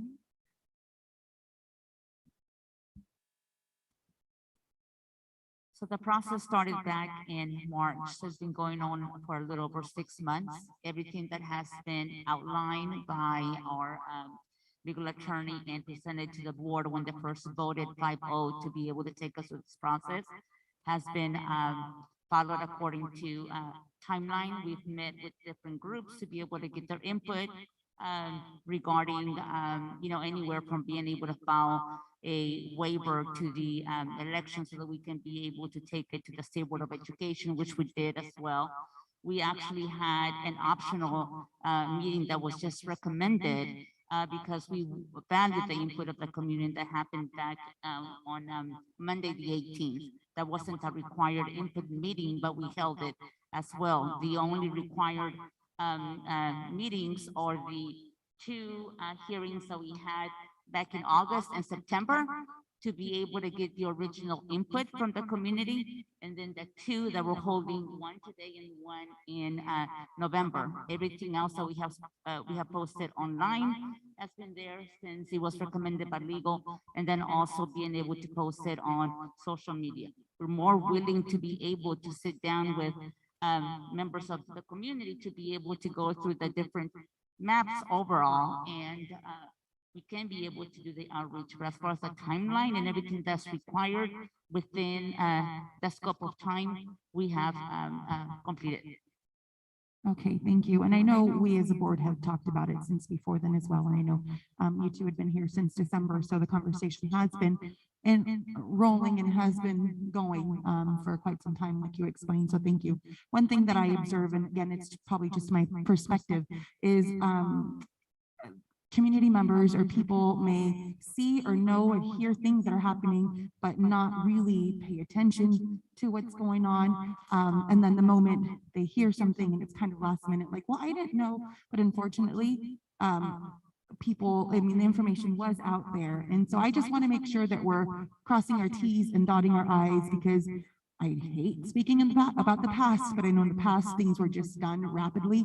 And I personally don't want to sign anything to my name that is not done legally. So if this is a process that we're doing, I trust that we are following the process as I trust other things as well.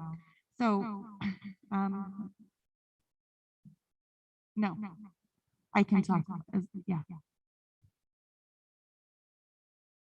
I'm sorry, we can't have any dialogue right now. Thank you. So this was said and it was planned and there was a chance for dialogue. And for those of you that, I didn't come out to those last two meetings, I'm going to say that. And so for those of you that did come and did speak at those last two meetings, it's great. That shows that you are being active and putting your input. And so,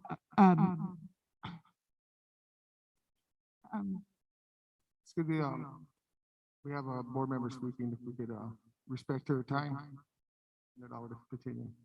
thank you. So it's this idea has been in the works and I just want to stress that. And I know sometimes some people think like from one moment to the next, something is brought up, but no. And in regards to the maps, this isn't my job. I'm not a, is it demographer? Is that what they're called? I'm not a demographer. And so I'm going to trust that they do what they need to do. And I mean, question, of course, if I have questions. And right now, this is what this is for questions and answers. And the three maps that I see here, I do see that there are three different maps. And I really do appreciate all the hard work. And to me, it's like, it's about time. We were waiting for the census, the 2020 census data to do this. And it's been long coming and it's finally here. And so it's great that we're able to see this and do this for the betterment of our community and for our students. So yeah, so people can be down the street from me and tell me, hey, this isn't what I like or something like that. So I do appreciate all the hard work that's being put into this and the hard work that's gonna be continued to be put into this. Thank you. Ms. Gonzalez. Hi, everybody. Just by sitting here and listening to the community, it does look like the community does have a lot of perspectives of what they want to see as far as what I've seen on the meeting that was held on Monday, the 18th. That was the first time I seen those mappings. And looking at the mappings, to me, the way it was done, it's election by trustees. One of the committee members just mentioned, why aren't we doing by district?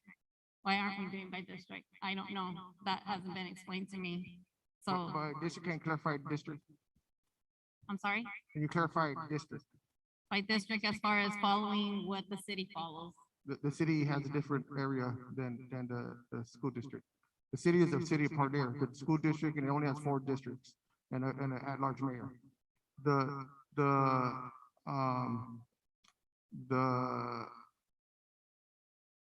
school district actually goes beyond into the country. So we have 5 areas, so it wouldn't follow that. It doesn't follow the district guidelines. Okay, but by looking at the maps that were put out there, looking at the responses from the community, I think that we have to justify there's only A, B, and C, maybe bringing up a D, because I don't see how each map follows us each having a school site, representing the school site, just like one of the community members mentioned. And I think it is important for the community and the school board, for the superintendent, for the cabinet, everybody to come together to try to make a map that's going to work for our community, because this is something that we're going to have to keep forever. It doesn't matter if we're going to be on the board, somebody else is going to take place on that board.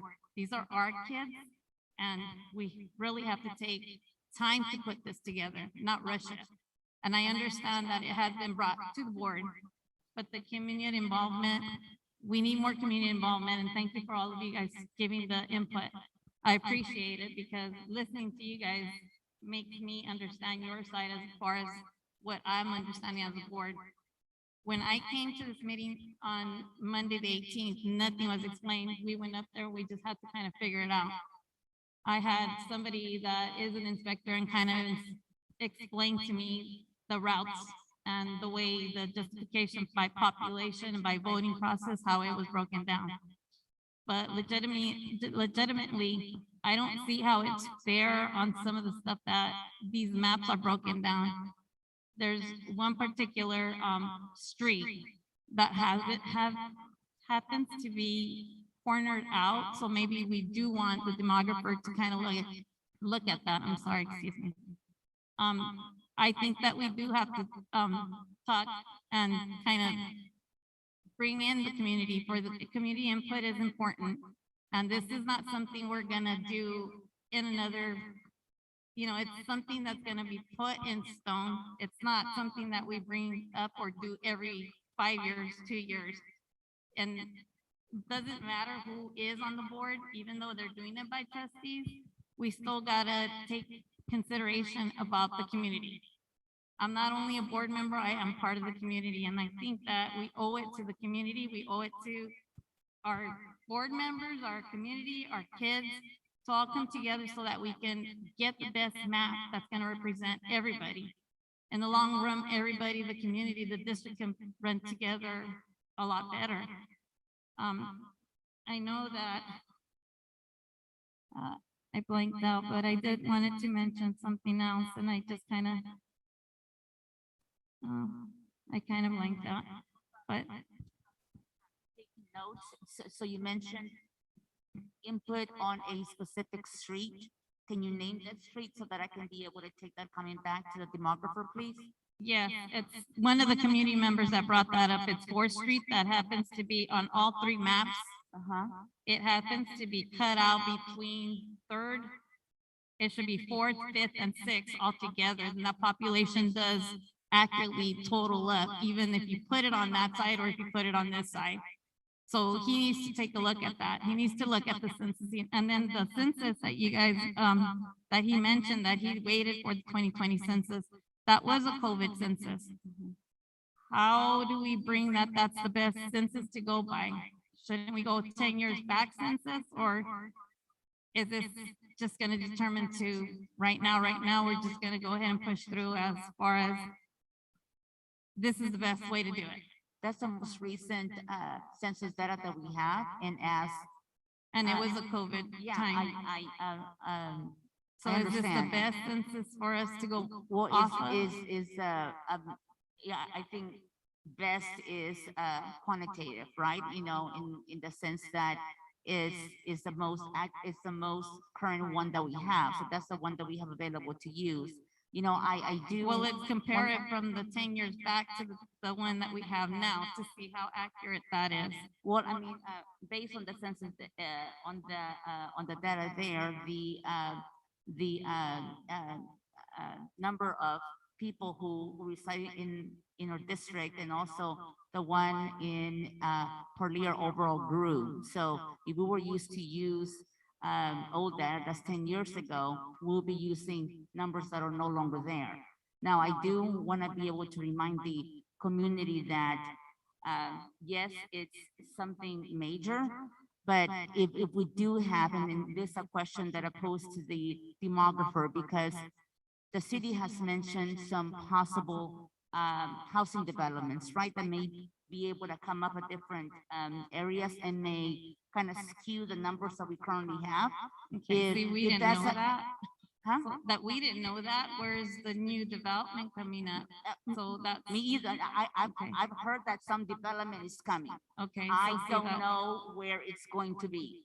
So, Okay, so see, I think that'd be important for the city to come together as well. well, I mean, if I could just finish that statement. So my point in that statement is that if developments do come up and make the distribution imbalanced, then based on the new numbers, the board, whoever's here, the superintendent, whoever's here, can be able to come together and be able to get in some more rebalancing as well. So that can always happen. We don't have to wait 10 years. We don't have to wait 20 years. We don't have to wait 30 years. But it could be done based on new information. In this case, it would be housing developments that would kind of put those numbers and not so much imbalance as the ones that are being drawn there. Okay. And I just still want to say that we should listen to the community and come together. The timeliness and deadlines do exist, but we could always get extensions to push it so that we can get clearer mappings, because it's A, B, and C, it just, there are some loss of input in that. So I'm not too sure as far as the demographic, he put it together with the 2020 census. But just like you broke it down, some of the community broke it down as far as population, who's gonna be able to vote for the students that are gonna be here and how big of a school district we're gonna be. So I think that we do need to come together with the community so that we can get the input of the community, the input of the board, and make the best choices for our little town. Thank you. So, Mr. Reyes, hold up, Mr. Reyes, you're not gonna take over the meeting. No, Mr. Reyes, hold up. We already had our parents speak. If you wanted to speak, you should have came during our audience, okay? So, Mr. Vasquez.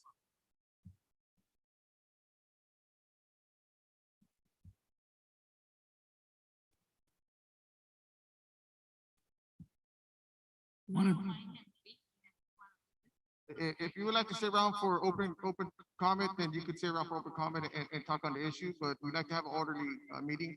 That way everybody had their opportunities. They got here early, they put in their paperwork, and we let the public speak, and now it's the board's time to speak. So if you could respect that, thank you very much. One of the things, everybody thinks that we made the lines. That's why Ken Reynolds, we hired someone that is an expert in his field and with schoolworks. So a lot of the stuff that has been given to us is stuff that like he told us already earlier, that it was divided up by certain boundaries, certain areas, that was kind of making it fair within where the districts are going. So, I mean, one of the things is that, well, we tend to not use people that are expertise in their areas, and we go by whatever we feel that is nice or what we want. The thing is that that's why we're bringing all these other people in, and even our lawyer in, so they can be able to explain to us, to say these are the reasons why we're doing it. Not something that we're trying to do or trying to push real fast. This is something that we're trying to make sure that we stay in compliance. But one of the things that we've been saying since we got on the board is to be in compliance.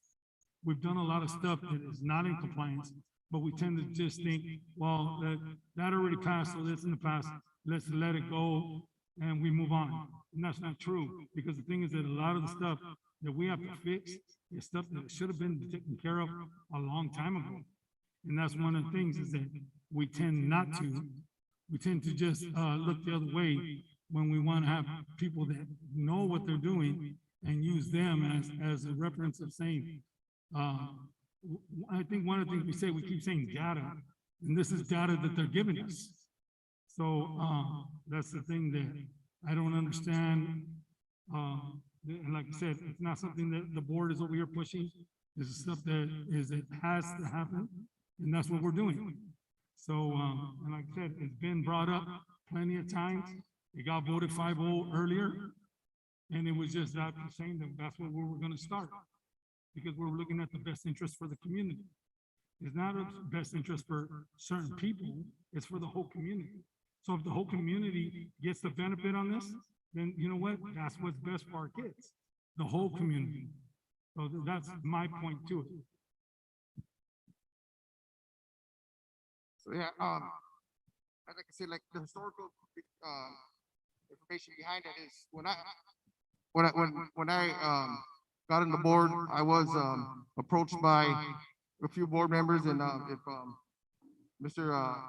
Gomez, his dad, he approached me about redistricting, if you don't mind me, and we had a meeting and he talked to me about it, and I told him the same questions you guys all had. Hey, we're 98% Hispanic. Our demographics are pretty much the same from one end of, we do have some areas that probably higher end houses. However, as a whole, we are pretty even. And where he explained to me about the lawsuits, Salma, and how we would benefit the city, and the district as a whole, I took that back with me, and when we were approached in the beginning, and they told us to wait for the census and the lawsuits, I said, I'm gonna do what's best for the district. I'm not gonna put us in a liability to be sued. I'm not. I rather do, and not everybody's gonna be happy on the way the maps are drawn out. I mean, let's be honest, nobody's gonna be 100% happy, but we're gonna draw them out as fair as possible. That's the main thing about it, is being fair to everyone, fair to our community, fair to everybody. I think also is the thing about it is, somebody commented about each school having a representative, and we talked about that, and when they brought it to our attention, they explained to us that that's not a good idea, because we should be representing the district as a whole, not as a school. I should be representing the whole, which I do. I don't represent my area. I represent every kid in Parlier. I represent every person in Parlier. Everybody in Parlier, that's who I represent. And when I'm up here making decisions, that's what I'm making decisions for. Not only my kids, but everybody else's kids. So being it when they do it by school site, they've had it where in larger districts where the representative for that school site lobbies for them, and they get a lot of the funding. So I'm not saying that's gonna happen here, but I don't think that should be something that we should really just look at the school site to say that's the school site you represent, because we should represent all our kids. So other than that, I mean, we're gonna take everybody's comments into consideration, give it to the demographer, and see what he comes up with, and have him look at what he feels is best for us. He's a professional. He knows about the census. He knows how to break it down. He knows all that. So I'll say we leave it into his hands to draw the maps. He's a unbiased opinion, which none of us are, because we don't do that kind of stuff. So I leave it in his hands to do what's best. He feels is best and fair for our whole community. So with that, I ain't got anything else. And time is 8:20, and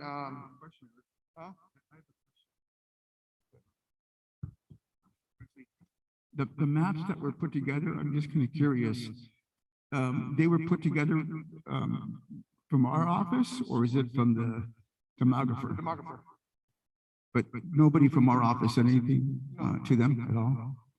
Is that correct, Dr. Guerrero? Yes, he was waiting for the census data. He created the map. I was able to print them out so that the community can have an input. I mean, other than that, we just told him to be as fair as possible, to sort the guidance that was explained during the presentation, as far as being able to look at different things. It is an option to be able to drop more maps, to be able to take into account everything that was said on last week and also now as well. I don't have the expertise to be able to draw those maps, so we're just able to give them input into that. Yeah, we did. Just curious, that's Yeah, all. yeah. Thank you. We did also say to be able to be as fair as possible in being able to distribute the schools as closely as possible as well. And as far as the schools, that was something, if you guys recall, when I believe it was the lawyer, he's the one that said it's not a good idea to do it by districts, when he had that meeting with us, to do it by school sites. When we had a meeting with him, they recommended us not doing it about school sites, so that was one of the things he had brought up. Please refresh my memory. In order to start the talks of this, did we have to vote on this in order to move forward with talking about this? Yes. Okay, and so that's what you meant, that when we first started talking about it and the idea came up a few months ago, I'm assuming in March, we voted 5-0 on Yes. moving forward with this? Okay, Yes. I truly didn't remember if we did or not. I'm glad we have minutes, so thank you. Yeah, we had he presented to us.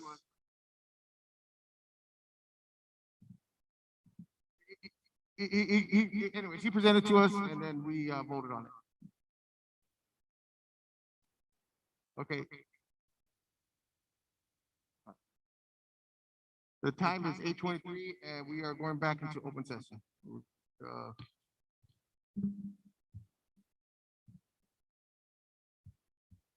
Moving on to H2, adopted resolution 2122 for 2021 annual organizational meeting of the governing boards. Dr. Burrow.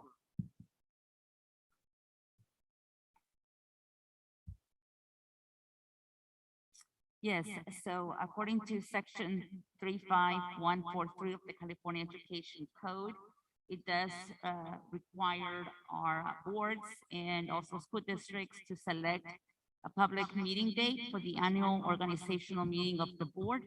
The date selected is December 14th of 2021, which falls within the 15-day period commencing on the day a new member's term begins. Therefore, the annual organizational meeting must be held on a day on or after December 10th, 2021, and by no later than December 24th, 2021.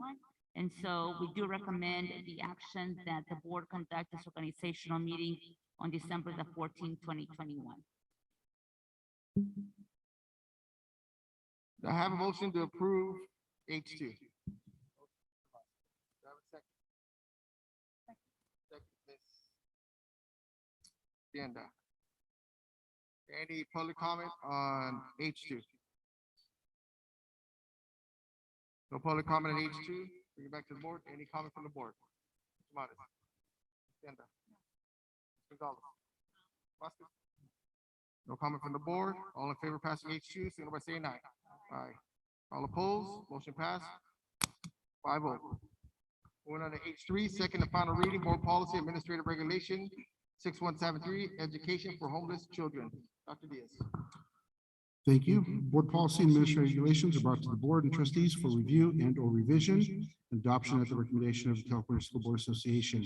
Following board policy is in its second and final reading, and that is for board policy and administrative regulation 6173, education for homeless children. Do I have a motion to approve H3? Motion, Mr. Vasquez. Do I have a second? Second, Ms. Tienda. Do I have any public comment on H3? No public comment. Do I have any comment from the board? Ms. Martis. Ms. Tienda. Mr. Gonzalez. Mr. Vasquez.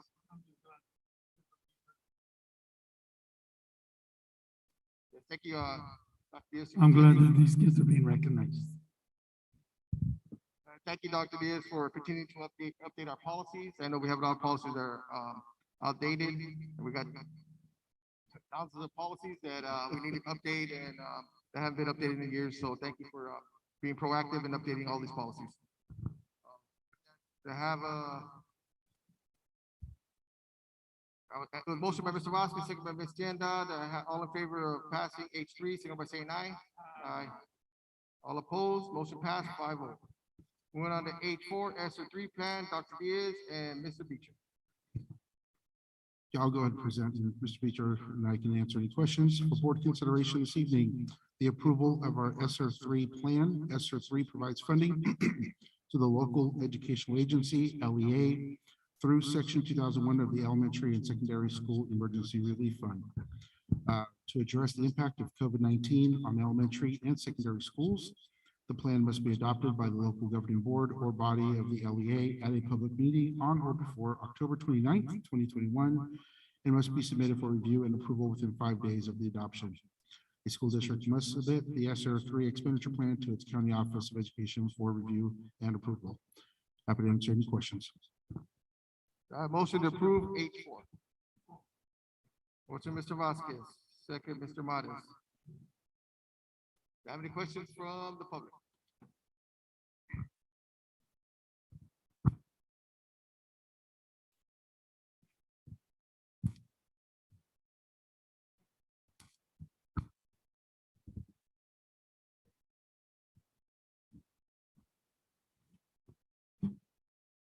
Thank you, board members. Lourdes Medina.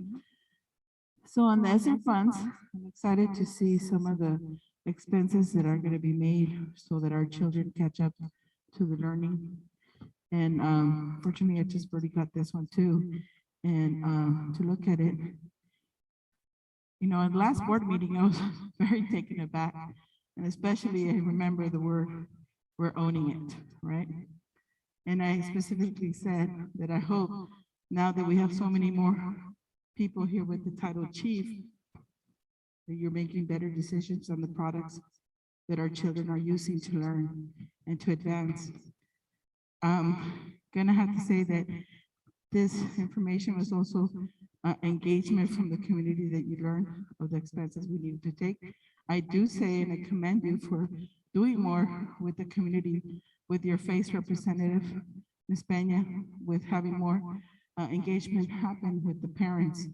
But I do wish that you would spend some more money on helping parents who are in DLAC, ELAC, migrant program, on the school site council to have more assets to assist them to be better community parents for the whole community.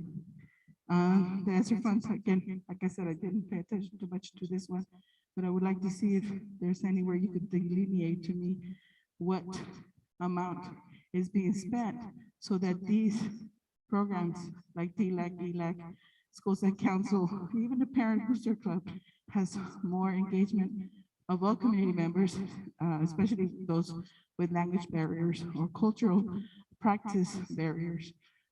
Not all our community from Mexico has had this opportunity. As you have seen him here, one of the gentlemen that came up, Mr. Crispin, homeowner, has had his kids go through the school system already, and he tries his best. And we should keep engaging people like him as a board. Now, again, these expenditures are once time. Hopefully we don't have another pandemic because it's not been good for our children. Like I mentioned, in the next 10 years, the children of Parlier, after the scores we saw from last time, there were products we purchased 3 years ago, did not help our kids learn how to read or do math. It's not all about COVID. It's also about how our teachers and principals are being helped by the purchases you're making and you are allowing to happen. Thank you.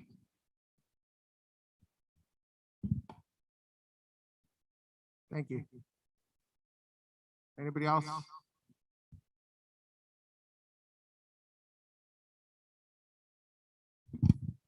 Yeah, thank you, board members. I know it's always a challenge to get people here to the meetings, and I know you guys try to do your best, but there's always differences or better ways to do it, and I'm sorry, can you hear me? I'm sorry. You know, as far as the expenditure plan and all this, I'm gonna look at this. I'll be honest, this is like, I know there's been definitely some funds on the American Rescue Plan Act. You know, people might look at me, oh, you're well off, this or that. You know, my kid went through kindergarten online all last year. And many of the things that I see with him, I could try to sit down with him and learn. But one of the things is that I can't get that time back. You know, the teachers can't get that time back. So in terms of definitely investing the money in terms of lost instruction time, but also to invest that money also not just in, but what actually that time is going to be with the children in terms of, is it going to be math? Is it going to be English? Is it going to be any type of specific what our children have to, you know, achieve? I know for my son, it's math. So I have to keep going over math with him. But I definitely, you know, I would definitely, you know, I never asked to do anything, but, you know, I'm going to definitely, you know, try my best to inform the community that these meetings are important, that, you know, the board needs to hear from you, because if they don't, then the board's going to make decisions, and they might make a good decision, but you might feel like, oh, it wasn't the best or this or that. So you need that conversations with them. So, and I also know what the reputation of Parlier is. I hear it all the time. Why do you live there? Why do you stay there? Low performing, underachievement, Parlier, nothing. Doesn't matter. You know, I've been fortunate to live everywhere, But I stay here because guess what? It's my community. And it's a community I love, but it's also the community that has fed the world. And it's been very low appreciated. So, you know, I know there's challenges being on the board. I don't, you know, like I said, but at the same time, I definitely want to do my best in terms of what I can do, because, you know, whether you like it or not, you're examples for my kids. And right there sitting at the board, and we're the members here of the staff. And so, yeah. But anyways, that would be my concern, where the funding's going, but to be more specific, loss of instruction. But what loss of instruction was it? Math, was it reading? I mean, those are the specifics that we need, because there's always a process of improvement that we need to have for our students. You know, and I can tell you this, we celebrated Hispanic Heritage Month. I'm in the STEM fields, right? We percentage of Latinos in the country. I'll cut it off. No, sorry. Yeah, no problem. We only have 7% in the staff of Latinos. Okay, so we need more. But thank you. Thank you.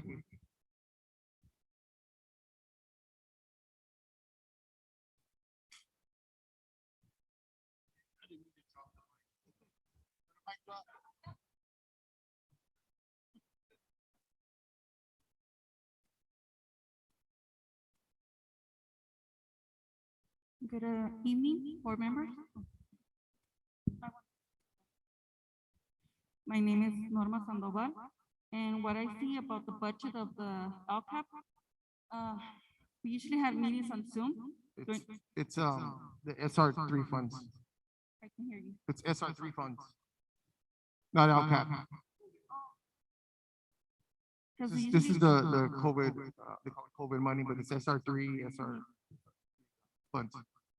Okay, during that thing, this is because we, as parents, during our Zoom, we had, they always show us the budget. And so far, we haven't had no meetings through, see what is, you guys are spending or not spending. And we like to see that. Okay, thank you.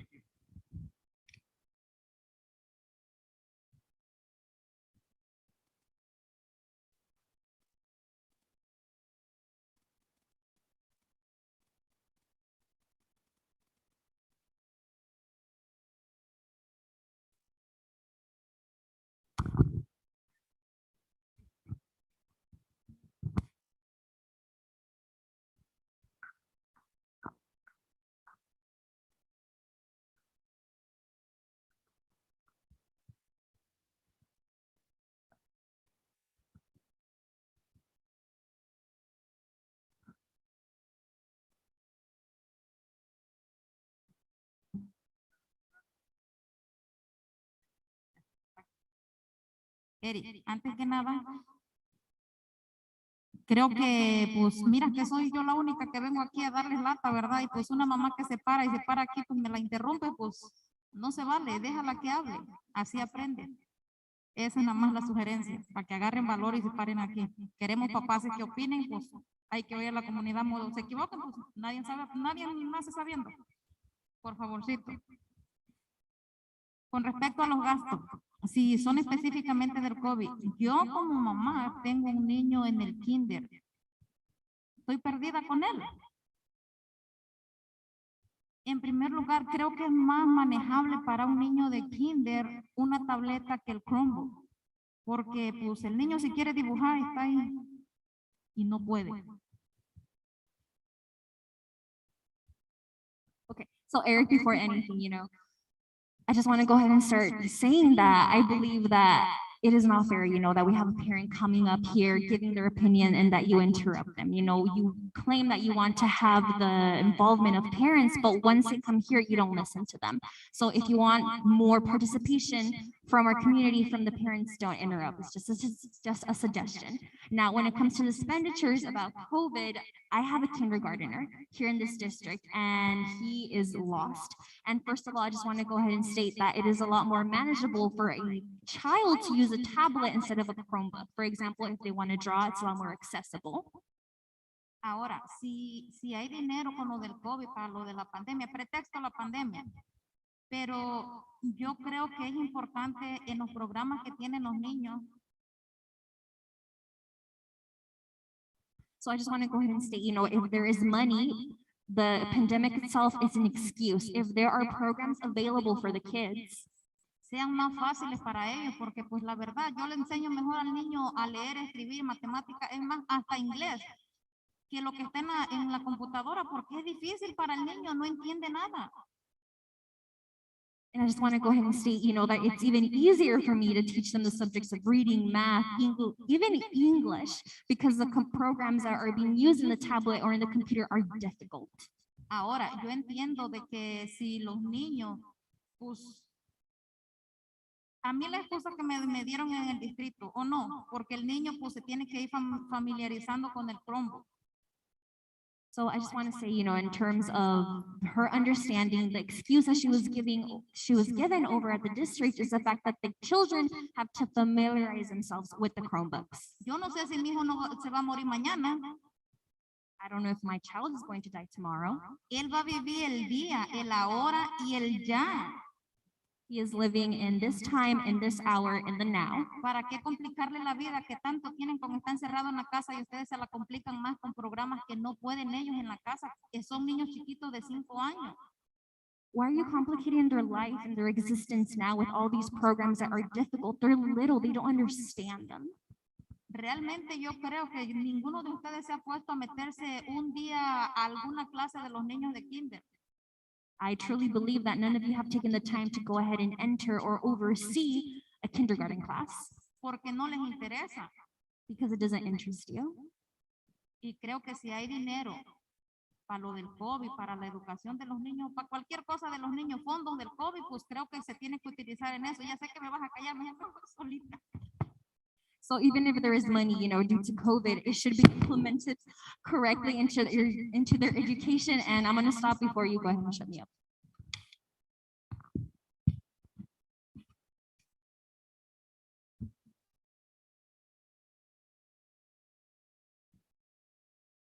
No further questions from the public regarding the SR3 plan. Bring it back to the board. Ms. Maris. Ms. Tienda. Vasquez. I mean, Ms. Gonzalez. Wallace. I do have a question in regards to the ESSER. And the ESSER goes all the way to the capital projects, is that correct? Yes. Okay, I am familiarized with the capital projects, the technical and the gymnasium for junior high, outdoor classroom, shade structure. Can you explain to me a little more in detail what the secondary classrooms are? The 1.5 million.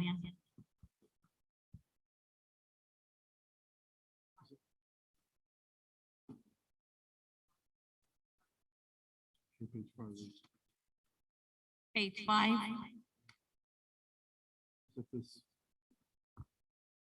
Okay, no, that's for the meeting classroom, the meeting spaces, as well as offices for the two different areas. One is for the FACE and adult education classroom building, and then the other one will be for professional development as well as for the TOSAs. Okay, is this the portables that you guys are talking about on here? Because additional classrooms are needed for students at both Parlier Junior High and Parlier High School due to the need of lowering class sizes, increasing certificated staffing. Class space is now needed. Capital projects at secondary classrooms. So that's to free up the space at those sites by moving those adults out of those spaces where we've housed them until we have space. So that's to release the space that's at those sites by moving those adults out of those instructional areas where we have them temporarily housed. So the net result is more space for kids, because we're moving adults up where we've got them temporarily housed. But you guys are rewording it a little different from what you guys presented to the board. Yes. We're trying to ensure that it's identifying the actual need, which is more space for kids. Yes, Right, we but need the way it space was for, presented to the board, or the way I understood it, it was more portables, and it was $1.5 million that was going to be spent on portables for housing adults. it is, but those adults are now freeing up space for kids. And in the eyes of doing the application to the state, it's imperative that we identify that there is going to be additional space for learning, not just additional space for adults. Okay, so those portables, are the brand new portables going to be for the kids? No, we're putting adults there and freeing up the space that's at the sites for the kids. Okay, so that still, it doesn't make sense the way you guys rewarded it here to the way you guys presented it to the board, as far as spending $1.5 million on these portables that you guys are housing adults in. You guys are rewarding it a little different just to put it through, or because I just, wanted some clarity on this, because it does, you guys are kind of rewarding it just to kind of push it through. So what was presented to us was that we have adults currently in areas that are for students at the different sites. So Which they're gonna- sites? It says right here. The Parlier Junior junior High and and the high school, Yes. but which adults are they talking about? So the Because- TOSAs. Yeah, the- wait a minute, but the TOSAs are supposed to be on site. Okay. They're So, supposed to be okay, there hold for. up, let me finish. What this is saying, what Mr. Beecher's saying is that those adults are gonna have certain adults that are taking up classroom space are gonna be moved into the 3 portables this is gonna cover. And those are gonna free up additional classrooms at those sites. I'm correct. But TOSAs are not taking up space. TOSAs are supposed to be in the classroom. Am I clear on? Is that how I understood You're it? half correct. Yes, they should be Okay, in the and then- classrooms, but they also do require a workspace. And so for their workspace, to have their computer stations, to have their printers, to be set up so that they can do their research, they can do their planning, they can have their items ready. So when they go into the classroom to support the teacher and support the students, this is their professional workspace. Right now, that professional workspace is taking up classroom spaces right now, or instructional spaces out at the sites, because we did not have office space for them to move into. Okay, it's just that you guys reworded it differently here from what you guys presented to the board, and the way I understood it, the $1.5 million was going to be on portables. One was going to be for band room at the junior high, and the second ones, or two. No, the $5 million was. 1.5. No, the $5 million was a proposal for future to do a new band room at the part of junior high. That wasn't part of the 1.5 million. Okay, so my understanding that those portables were going to be housing adults. And one of them wasn't gonna be at the junior high for, One of those was gonna be next to the student services at the junior high, am I correct? housing students. No, housing adults to Oh, move so them, it's still for adults. to move them out of classrooms and get those classrooms back to our students. Okay, thank you. Mr. Vasquez?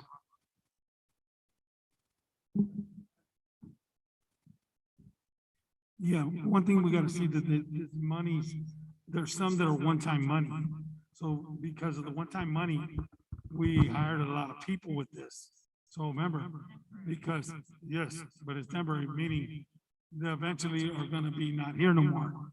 So just so that you guys understand that, we'll be laying people off. So that's the thing that you guys gotta see. That- And so the thing is that it's taking advantage of that money so we can be able to get a more capital for it. So that's just so we can see. The only thing is, Ms. Gonzalez, is that when you speak of you, because you say the board, but you say that's how, yeah, but like how you heard, you know what I mean? Because we hear, everybody hears it different. So to be able to say, you're presenting as us as the board. But you speak for you know what I mean? I apologize, Mr. Vasquez, but I do have the printout that does state that it was going to be for portables. Yeah, no, but I hear you, $1.5 but- million but when you- for portables for housing adults. But when you speak for, you're the one talking for your spot. don't speak for us, okay? No, that's it. So I have no questions, other than, this here is not set in stone. This here is us asking the state, can we get permission to spend this money on these projects? It could be, the state could say no, spend it on something else. So however, this is a plan that we're gonna present to them. It's up to the state to say yes or no to the different projects. So just because they say yes, doesn't mean things could change. You know, with the times right now, it's fluid. I mean, this, you know, inflation's rising, you know, fuel costs is rising. So by the time this comes back to us, we don't know what's gonna happen. They could tell us shut down, they could tell us, hey, we're not giving you the money, you know, so, but this is just the way with what we have, with the information we have, this is what we plan on doing. Yes or no, they say yes, and we have the funds, we're gonna move forward with some of these projects. Some of the projects, it might change. So, I appreciate the format, the transparency on what you guys are trying to accomplish. I just wanted the public to know that, this ain't set in stone. This is our proposal to the state, and it's up to the state to say yes or no. And like I said, things change, and doesn't mean we're gonna build them, which, believe me, I want to build a gym at the junior high, so, our kids deserve it. I wish we could have built it years ago, but it didn't happen. We got some funds to do it, so, there's some other projects in here that I think that, are very important. The shade structures at our elementaries, it's much needed. I've been out there when it's hot. It's over 100 degrees. Our kids need places for shade. You know, outdoor classrooms at the junior high, at the high school, the quad, it really needs an upgrade. I mean, you go to other towns, and you go to other, high schools, and they look like college campuses. You go to ours, and I'm sorry, but it doesn't, there was no forethought put into it. With this money here, we could really put some thought and effort into it. I don't know if you guys have seen the design of the quad at the high school. It's gonna look nice. It's gonna look like a college campus, and I think that's gonna go a long way to having our kids at the high school really be proud of their campus. And I hope that that they do. You know, they see we got a lot of stuff going on over there. We have the new medical facility going up, so it's really important that we give our kids the best we can afford. And right now we got the money, let's give it to them. So other than that, I ain't got nothing to say.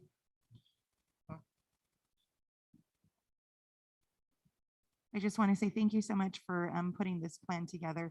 And just if community doesn't know, we've put a lot of time and effort with this, being my 4 years of being on the board this year. This year alone, we've put in like double the amount of time that I think we have in the other years that I've been on the board. And I've been there for every meeting, even after losing my baby.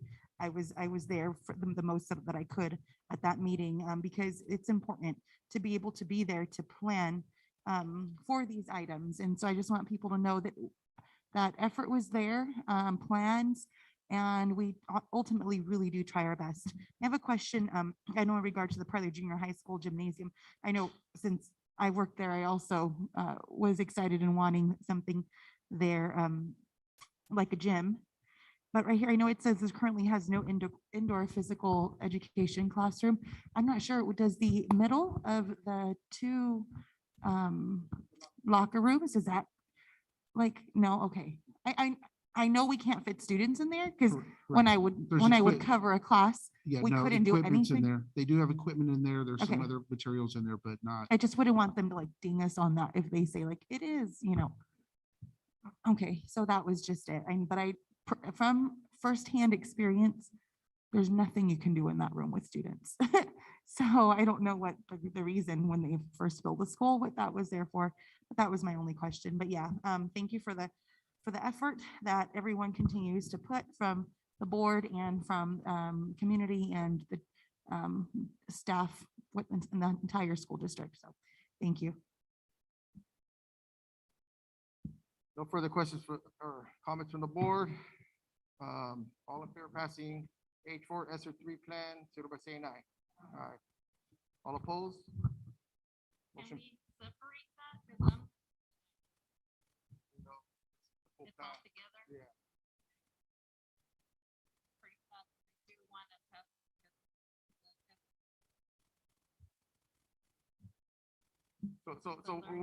Once again, this is a plan. So every project, when they come up for approval and we have the funds, it is getting voted on separately. So this is just a plan. This is just a projection of what we want to do. So once we get a yes or no from the state, we can proceed with whether we're gonna go on with those projects or not, and that's done at a different time individually. It's not a pass as a whole. So moving on to H5, budget revision, Mr. Beecher. So the original budget was adopted in June, and there's been quite a number of modifications to the actions and activities due to both COVID and reassignment of some individuals. Occasionally, we run up against authorization for appropriations and expenditures. And so I've come across that situation in a couple of resources where the original budget does not include enough authorization. So that generally is an indicator as well as at interim times to do budget revisions. And so we've identified the things that have changed since the budget. I provided a short summary of changes from that original budget. However, yesterday we identified a little bug in our system that misidentified some positions that have been reclassified as funded that are currently vacant. And so I don't have all the impact of that, but normally I would probably pull this back to get you more accurate information, but because we need to continue to pay the bills, I'm going to ask you to go ahead and approve this. We've identified about $1 million in savings due to duplicated positions in the position control system. This is new for me. My prior county had a completely different system. And so it wasn't until Mr. Griffin and I started to work on some position accountability for negotiations that we identified there were some open positions and then realized they're still being charged to the budget. And so instead of a $2 million change, we're looking at about a $1.1 million change from the original budget. And how that breaks up into some of the different funds, again, I did not have an opportunity to sort it all down. I did want to highlight some things that are guaranteed. Title I's entitlement was reduced by $170,000 for this year. Title I is not necessarily just based on the number of students we have. It's actually based on the demographic information that comes from the Census Bureau, in addition to the kids. Excuse me. We also added some positions, as you have been aware, related to COVID programs. We also are spending COVID funds that were received last year, so there'll be no revenue, but there are expenditures attached to those folks. So it's like reserve that was planned to be overspent. So anyhow, I also identified the electric bus grant, our share. Special education is already getting an increased contribution for this year of about $143,000. And anyhow, so this is my first time working Fresno County, so I appreciate your understanding that this is not a perfect thing, but a living document. But because we want to be able to pay the bills, we need your authorization to accept the 107 pages behind this. That's all the little account lines. So, okay, you will be getting an update with the interim report, okay, the beginning of December. So that will be much more refined as we get deeper. We're actually right now checking every position in the district. So, okay. Thank you, Mr. Beecher. It's getting close to 9 o'clock, so do I have a motion to extend past 9 o'clock? Motion, Mr. Vasquez. Second? Second, Ms. Tienda. All in favor of extending past 9 o'clock, signal by saying aye. All right. All opposed? Motion passed, 5-0. We're gonna go past 9.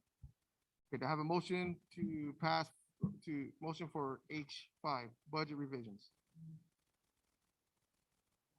Motion, Mr. Vasquez. Do I have a second? Second, Ms. Tienda. Do you have any public comment?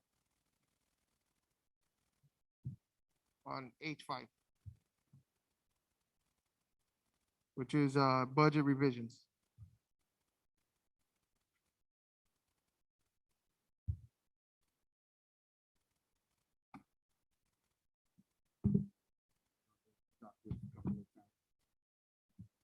Hello, everyone.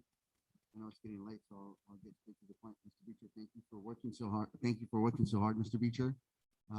Everyone, thank you for working so hard. I know that this is a pandemic year, and there's so many emotions going on and what we need to do and how we need to move forward. I know we all need to work with our heart. We also need to work with our brain to make sure we do what's right for students and adults in our community. All as one as a Parlor Unified School District. You five have a major decisions to make in the future. And I know that you will always work with your heart. Dr. Guerrero, you have a huge responsibility with everyone here, and you're a good person for the position. Mr. Beecher, as I already gave you props, you are the most sensitive person I know. You always help. I've been to many meetings where you are making sure that the person that you are attending to feels that they belong here at Parlor Unified School District, and you're always making the right decisions. Dr. Diaz, excuse me. Keep working hard. Our numbers are going to go up. We have TOSAs, we have many people that we've employed now. Now it's about time that we get to work, roll up our sleeves, and do our best. So as part of PFA, everyone, let's work together and let's find solutions so our students are number one again. Thank you. Thank you, Mr. Reyes. Any other committee member? Bring it back to the board. Mr. Matis? I'm kind of disappointed to hear the situation regarding what happened, but it's imperative that our superintendent and Mr. also Human Resources Director, Mr. Griffith, that we're on top of things like this here to keep Mr. Beecher informed. This is about position control. We can't afford to say, well, we only have, 10 teachers, and then there's 15 positions available or whatever. But we got to be on the ball. We can't fumble the ball. And it's imperative that that you hold yourself accountable and just take care of business, because this is unacceptable. We need people to take care of business in this area so that we don't have these issues that we're approving items later on after the fact. That's not good practice, okay? Ms. Tienda. Ms. Gonzalez. No comment. Vasquez. Well, I'd like to thank you guys for bringing it up to saying some mistake than just letting it go for years and then try to hide it. It wasn't something that was done maliciously. It was done to better our system, to be able to do checks and balances. That's the thing. There's a lot of stuff happening right now. And like I said, just appreciate that you're bringing it to us and not trying to hide it. Yeah, I'd like to thank you, Mr. Beecher, for I know you're meticulous at what you do. You find you really are cross your T's and dot your I's. So I appreciate that about you, that you're constantly making sure everything's done correctly. And mistakes are going to happen. And thank you for that transparency, because we talk about transparency, and this is part of being transparent, to say, this is what we found a mistake. This is how we correct it. And I appreciate you bringing this to us and bringing it to our attention and letting us know that you corrected it. So thank you. If I may, this is just a process that I wasn't aware of in how to set the system to update the budget. And working with Fresno County, we identified what I made the mistake with being new to the county. So again, it's, as you said, I'm kind of meticulous. I like to keep things up to date. And normally you just wouldn't have done it at this point. So I take the responsibility. It's a learning thing. I'm embarrassed to bring it to you incorrect. But because I need to be able to pay the bills, I need to go ahead and ask you to allow me to do this, and I'll bring it up to date. So Thank you again. All in favor of passing H5, signal by saying aye. Aye. All opposed, motion passed 5-0. Moving on to H6, quarterly report on Williams uniform complaint. Mr. Beecher. as it says in the report, there were no complaints for the quarter.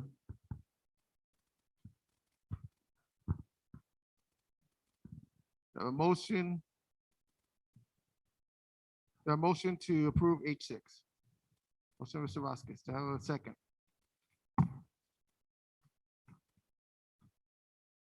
Ms. Tienda. Do you have any public comment on H6?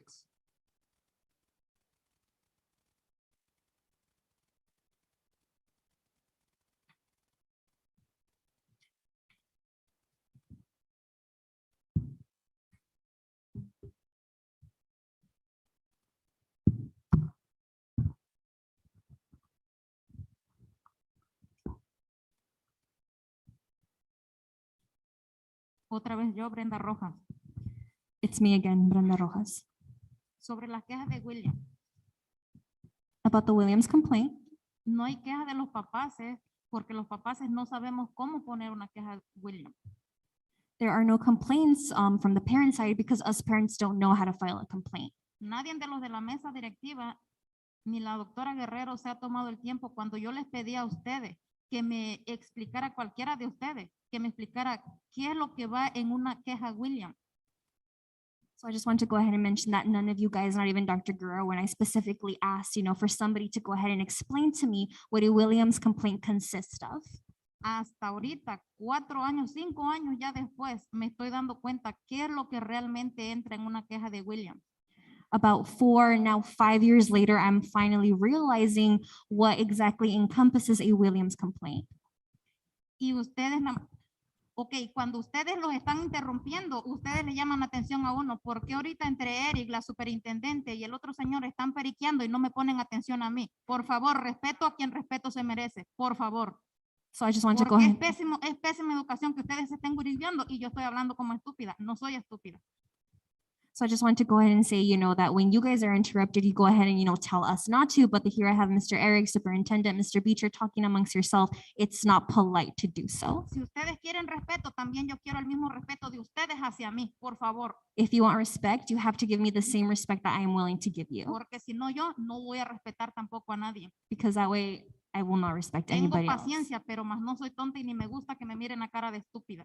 I have patience, but I am not stupid or dumb, and I don't want you to look at me that way. 5 años pasó mi hijo en la primaria. 5 years, my child was in elementary school. Cuando sufrió maltrato por una maestra. When he suffered mistreatment from one of his teachers. Yo sé que va a decir la superintendente, pues a mí que me interesa porque yo no estuve aquí. And I know the superintendent might say, well, what do I care? I wasn't here Pero yet. precisamente en las quejas de William va el comportamiento de un maestro hacia un alumno. But exactly does it contain in the Williams complaint, the way that a student and the relationship between a teacher and a student might pertain to this. Y lo que ustedes dicen, primero vayan con el maestro, habla con la directora, después con la superintendente, y si la superintendente no arregla nada, van con los de la mesa directiva. So first of all, tell us, go talk to the teacher, then talk to the principal, then talk to the superintendent. And if the superintendent is not capable of fixing it, then you go to our board members. Y lo único que ustedes hacen como distrito and all you do as a district es mandar a los maestros a formar lazo con el alumno y los estudiantes. Is to send teachers to go ahead and make bonds with the teachers and the students. Y como dicen, Lo pasado hay que dejarlo al pasado. And just as you said was in the past, let it be in the past. Pero no se equivoquen, se solventan las cosas, mas nunca se olvidan. But do not be wrong. Things are done, but they are never forgotten. Y precisamente, como siempre les he dicho, And precisely as I've always said, a directores que llegan aquí, a maestros to principals, to teachers that have arrived to this district, y a cada de la mesa directiva, and to every one of the board members, el respeto se gana. respect is earned. Y si se quieren ganar el respeto, And if you want to go ahead and win the respect, empiécense a respetar por ustedes mismos. start by Gracias. respecting and have this amongst yourselves.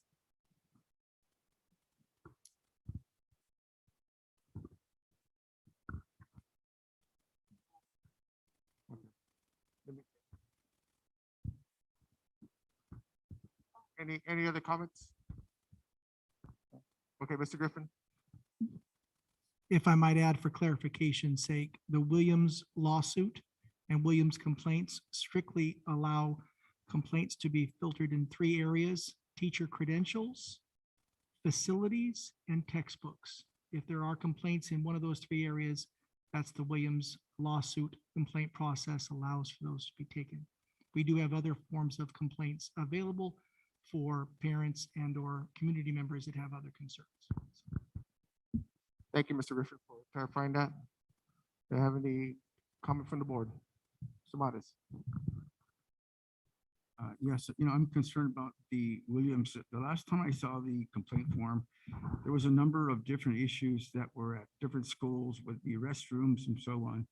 I've had a conversation with the superintendent, and I just wanted to find out where we're at with the Williams thus far.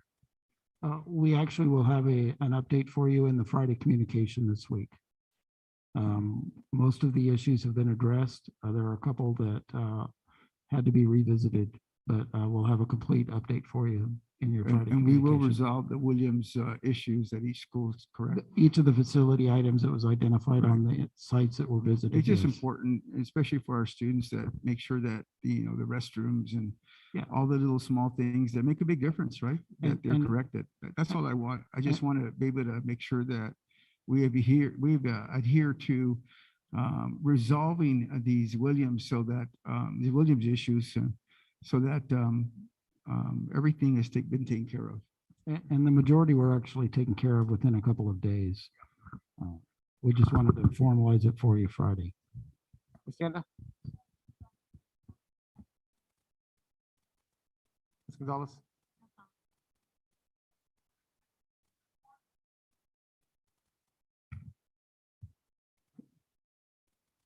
And Ms. Gonzalez, you had no comment there. Mr. Vasquez? Yeah, I'd like to say, just thanks again for being on top of it and getting that stuff done, because I know usually in the past, they wouldn't worry about it and just let it keep going, and then we're in another situation. And this is stuff that everybody's being on top of and trying to get, especially using all the COVID money to try to get all this stuff up to compliance. But thank you very much. Yeah, thank you, Mr. Reacher, for taking care of those issues with the Williamson Act, and I'll look at their report this Friday.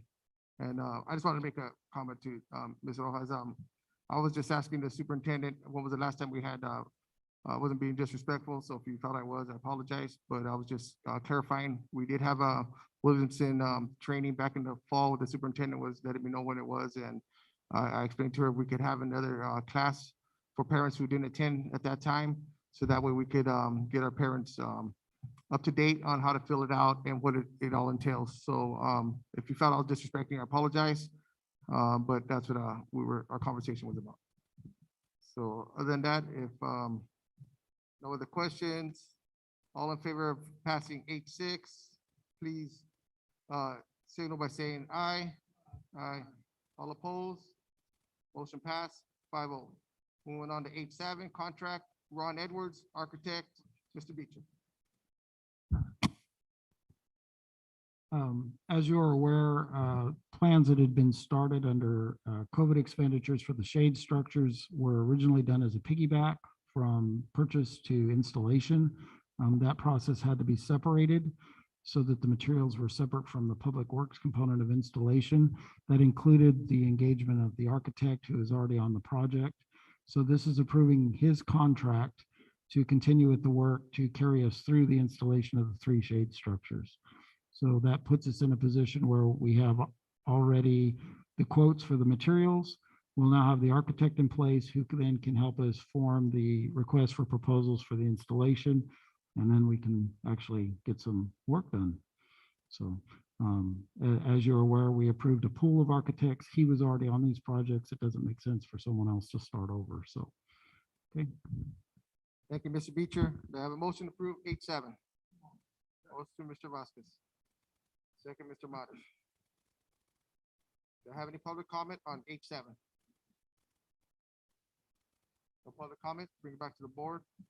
Mr. Matas?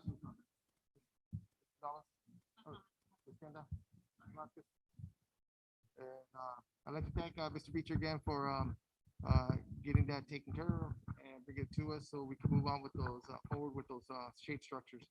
All in favor of passing 8-7, signify by saying aye. Aye. All opposed, motion passed 5-0. Moving on to H8, approval of new job description, human resource assistants. Mr. Griffin. Thank you, Mr. Molina. Attached is a copy of the job description for the Human Resources Assistant. This new position is being presented based upon the needs identified in 3 areas of focus: accomplish student supportive environment and empower community. The HR assistant will perform a variety of clerical duties focusing on supporting staff, including staff recruitment and hiring, monitoring credentials, reviewing staff attendance, managing records, and provide highly responsible and complex staff assistance to the human resources manager. This position will be funded by general funds. The job description is being reviewed tonight to verify the duties, responsibilities, and qualifications that they reflect the needs of the government. It's your approval.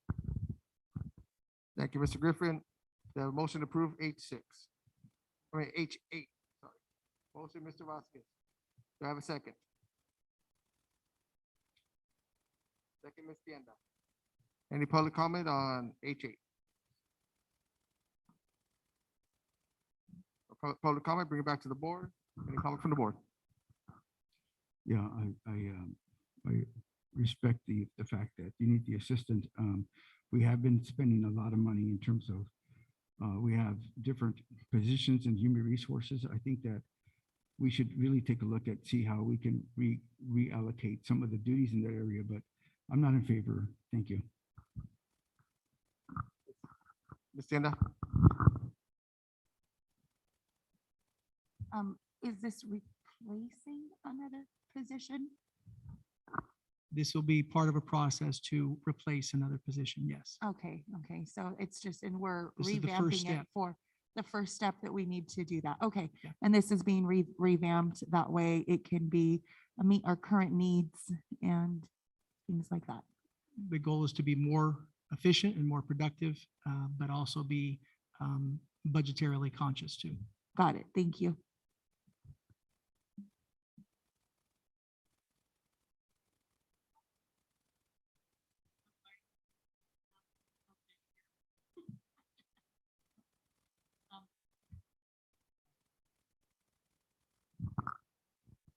Okay, this is a human resource position. Is this an additional person being added to the staff, or?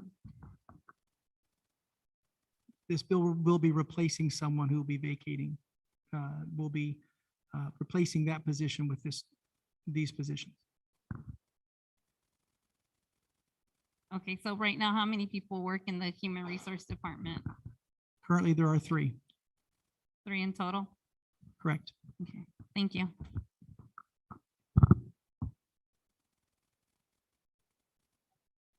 And they'll continue to be 3. It's not, this is not an additional, correct? I know, I just want people to understand that. So the plan is that this would be potentially 2 positions depending upon the availability of staffing.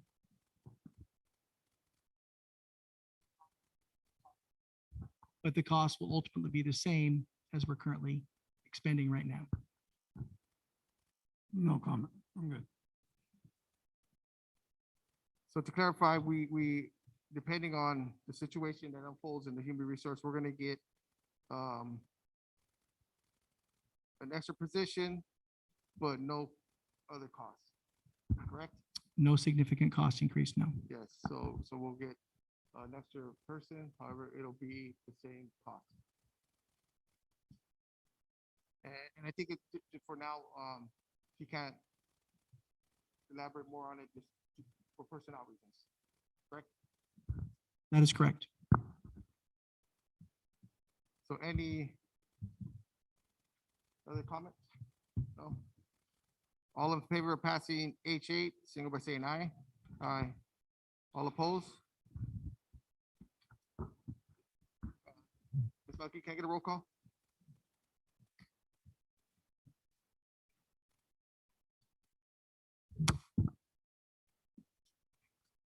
Board Member Martin Mares. Board Member Elizabeth Tienda. Aye. Board Clerk Elena Gonzalez. Board Vice President Joseph Vasquez. Aye. Board President Eric Molina. Aye.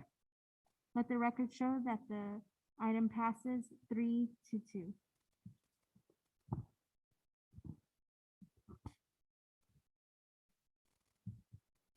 Moving on to I, public comment on open session agenda items. Pursuant to board bylaws 9323, individual speakers shall be allowed up to 3 minutes to address the board on each agenda or non-agenda item. The board shall limit the total time for public input on each agenda item to 15 minutes. The board shall also limit the total time for public input on non-agenda items under public comment to 20 minutes. You wish? So to have any public comment? Mr. Reyes. Yes, I'd like to discuss F1. And I greatly appreciate the Reyes family greatly appreciates. Oh, go ahead. Yeah, for sure. Looking through this agenda, hello, my name is Joe Reyes Jr. I'm going to use the junior because I'm going to speak of my father, Joe Reyes Sr.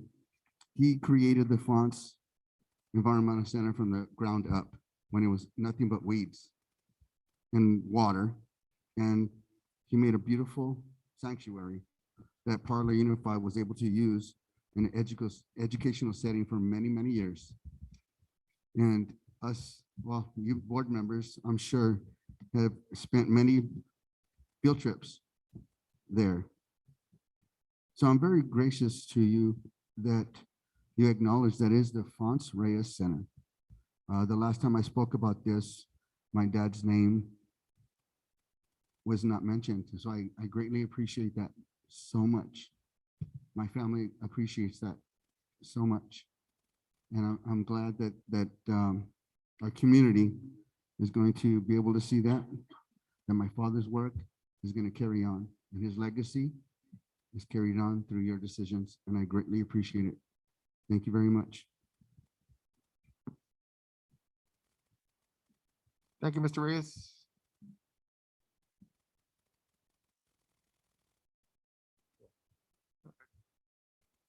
I see her. She's walking out. Hello, thank you so much for the time.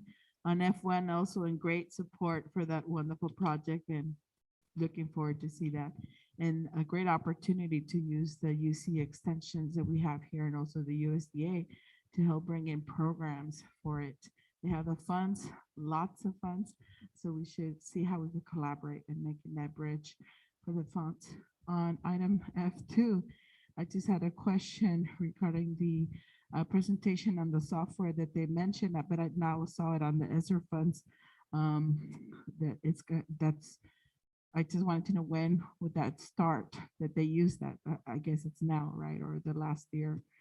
And my last comment is on the past agenda from the last board meeting we attended, and we had on agenda item I-11, which I only have the Spanish copy, which states the 2021 superintendent de escuelas del condado de Fresno, comité del condado de Fresno, which is FCCSDO. And I asked, what would this position be doing? and where Mr. Vasquez has been elected to serve on that board. I do commend you because when I looked at it, we have no Latino representation in the Fresno County. So I'm glad you're filling the vacant on District 5. However, I would ask for this board to know that because you are in that position, that brings a conflict of interest. So you should recuse yourself from voting on the maps. Thank you.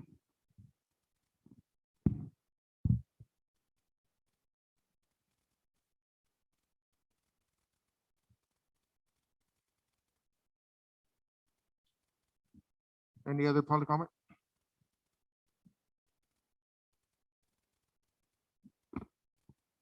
Good afternoon. My name is Norma Sandoval. Can you hear me?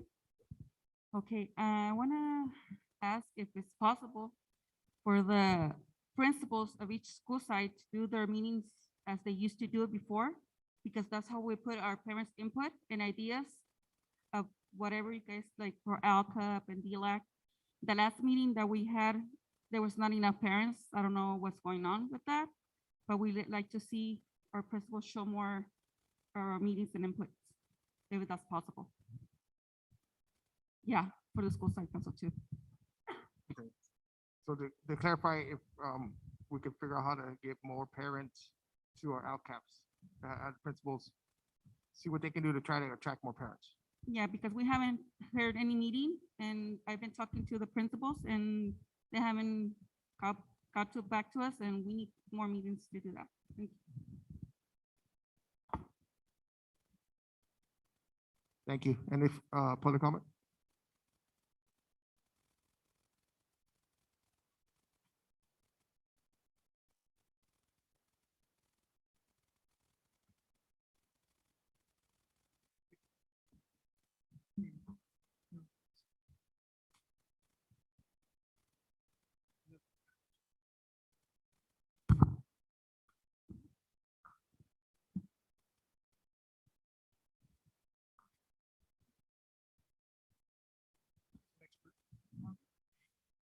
Ya hasta se me fue lo que iba a decir, ¿verdad? Pero bueno, I even forgot what I was gonna say, but anyways, como ustedes saben y me conocen, as you know, and you know and you know me, yo agarro lo que me interesa y lo que creo que yo puedo aprender.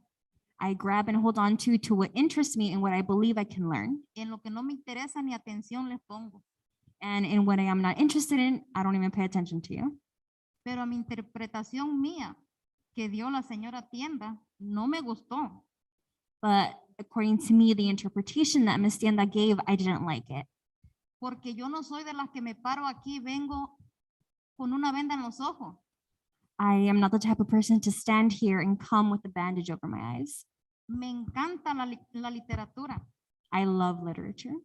Me paso horas en el Facebook también mirando las tonterías de la gente. I spend hours on Facebook just looking at the dumb things that people post. Y yo creo que a ti en lo personal, Tienda, te hace falta leer más y aprender más para que des el valor que tienes ahí donde estás sentada. And personally, this is just a suggestion. You need to read more and educate yourself more in order to have the courage to sit there. Porque yo sé realmente lo que significan los mapas. No soy tonta. Because I sincerely know what these maps truly mean. I'm not dumb. Estoy participando en otros mapas. I am participating in other maps. Pierdes más tiempo estar hablando de política con alcaldes de aquí de Parlear, que no te interesa, te interesa la comunidad, los estudiantes. You are losing time by talking about politics with the mayor when you are losing time in this interest that you claim to have about our students. Como dicen, no opinen por nosotros, óiganos a nosotros. Like you said, you're not here for us, but listen to us. Aprende poquito de tus compañeros. Learn a little bit from your fellow. Que por lo menos se dignan a leer lo que les dan. That they at least take the decency and the time to read what they are given. Y precisamente por eso nosotros venimos aquí y les decimos cosas que creo que pues ni sé si ustedes saben por qué realmente venimos con la frustración. And that's why we're here to present and tell you guys things that we don't even know if you're aware the importance of what we present to you. Yo cuando me paro en un lugar, when I stand in a certain place, me paro con la seguridad de lo que yo voy a hablar. I stand here with the security about what I'm going to speak about. Y yo creo que no se vale de que quieran callar a alguien que está mirando sus errores de ustedes. And I don't think it's fair, the fact that you want to go ahead and shut someone off when they start to realize your errors. Y usted, doctora Guerrero, de volada cuando empezó a atacar, se me vino a la mente el señor Roble. And you, Dr. Guerrero, right when you started attacking me, right away I thought of Mr. Que Robles. cuando alguien de la mesa directiva dice algo que no está bien, That when somebody from the board says something that is not correct, empiezan a callarlos y atacarse entre ustedes mismos. you start shutting people down and attacking Y amongst yourself. honestamente, yo como comunidad, And honestly, as I am a member of the community, sí me gustaría que entre ustedes mismos se sacaran sus trapitos al sol y que defendieran realmente como deben de defender el puesto que están ahí. I would really, truly like for every one of you to come out clear and have each other's truths brought up to the air or in public, that we could go ahead and have the decency to defend what you claim to be defending. Porque de los que están en la mesa, honestamente, les tengo fe a 3. Because honestly, from the board members, I only have faith in 3 of Y you. en uno todavía lo dudo. And one I'm still iffy about. Porque no tiene voz ni voto y tiene miedo y no defiende su lugar el que tiene ahí. Because he doesn't have a voice, he doesn't have a vote, and he doesn't defend their position. Hay que aprender a ser uno mismo. You have to learn to be yourself. Y sin dejarnos manipular por nadie. Nuestra voz y nuestro pensamiento, lo que pensamos cuenta. You do not want to let yourself be manipulated by anybody. Your voice, your vote matters. Todos queremos lo mismo, la educación de los niños, el involucramiento de los padres.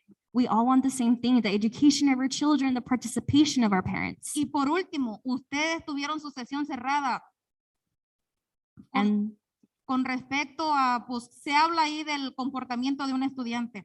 And lastly, you guys had your closed session, where you probably touched on the theme, about the behavior of a student. La decisión que hayan tomado ustedes. The decision that you took. No se comporten como juez. Do not act as a judge. Ataquen también al papá de ese estudiante. Atáquennos a nosotros como papás porque nosotros tenemos la culpa de no involucrarnos en la educación de nuestros hijos. Don't attack the child, attack the parent, the participation that they have, because it is our fault about how much we participate and are involved in the education of our child.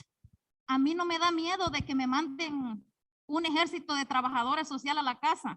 I am not scared of you going ahead and sending to my home a military, a militia of social workers. Porque yo sé lo que mis hijos llevan a la escuela y yo sé la clase de hijos que tengo en la casa. Because I know what my children take to the school and I know what type of children I am raising at my own home. Ya no piensen en expulsión de un niño. Don't think any longer about the expulsion of a child. Piensen en cómo decirle a ese padre que se involucre y que le interese al niño, no que al revés, porque el niño pide amor de los papás y que nos den ustedes poquito interés de ustedes hacia los estudiantes.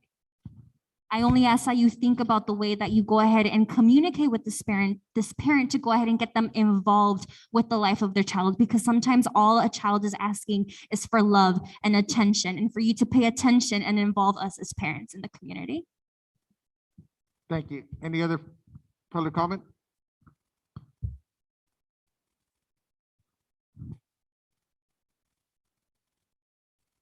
Moving on to board members' report. Trustees take the opportunity to highlight their interaction with students, staff, and/or community.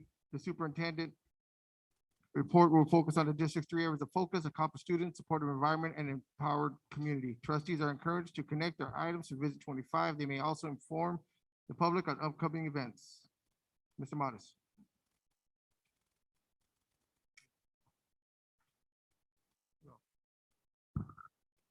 I just wanted to share with you that I had the opportunity to, again, go to the Big Fresno Fair and to see our FFA students engage and participate in selling their pigs, selling their sheep. My daughter also is out there too, and they take a lot of pride. It was kind of interesting. A lot of the kids, including my daughter too, they were crying after having to sell their goat. Very emotional, right, for the students, but it was just neat to see the parlier sign there, the parlier FFA, and be able to dialogue and talk to the students and to see what they were doing and how proud they were when they came and said, "Mr. Modis, come over here. I'm going to show you my pigs." I'm like, whoa, Okay, so just, you get used to the smell being in that big Fresno Fair. But anyway, just wanted to share with you what a great program we have. And I think we can increase it by, really starting even earlier and getting more animals involved and the floral and so on. So I agree with Joe. I think he mentioned a while back that the importance of getting more kids involved earlier so that we can have more student participation. So again, what a great testimony is to our teacher and to our staff at the high school. Thank you. Ms. Tienda? Work? Okay, there we go. So a few highlights and that I have to say. So something I saw online on social media was someone asking, where can I learn how to speak English? And it was great when I saw another community member tag Parlier Unified because someone else had wrote Sanger Unified. And so it felt really good that, oh my goodness, we have more adult ed services coming our way now. And so I really, really do appreciate the work that everyone has put forth to offer those kinds of services. I will always say it because I'm so excited for our VAPA program, another service for our students and for our parents, because they're the ones that get to hear their lovely children play those musical instruments and learn how to play. And also, it's been a process. For those that don't know, the Fonts Reyes Center has been a thought. It was a thought a few years ago, and now it's starting to come to life, and it feels really good to be able to see the accomplishments that have been done. I was able to go to the homecoming game, not this past Friday, that was senior night, the other night, and it was great to see so many community members. Community members are packing the house out there in the stands and even on the side by the gates, and you seeing the students interacting and selling. One thing that I noticed when I was out there, and I mentioned it to my niece that was right there, we were talking, I go, all these students are nothing but respectful. And I really did appreciate that. I went to go buy something, and just the way they were interacting with me and with other community members when I was watching that, it felt really good. I want to say they're probably more respectful than us when we were going to school at our age. It just felt, it was just nice that, they're courteous, the vocabulary they were using, and trying to upsell, like, oh, do you need this? Do you want to purchase that as well? It felt like it was a great atmosphere, and I was just really, really proud of all those students that were out there. So that's it. Thank you. Thank you, Ms. Tienda. So you're saying they're upselling, so we need business classes in too, right? Yeah. Ms. Gonzalez? I just wanted to say that I took place in the Unity Day, the way the staff and everybody came together, and that was really nice to see. I did attend the Friday high school games, the homecoming and senior night. The boys came up as a loss, but they played hard. I seen that they didn't give up, and they played really, really hard.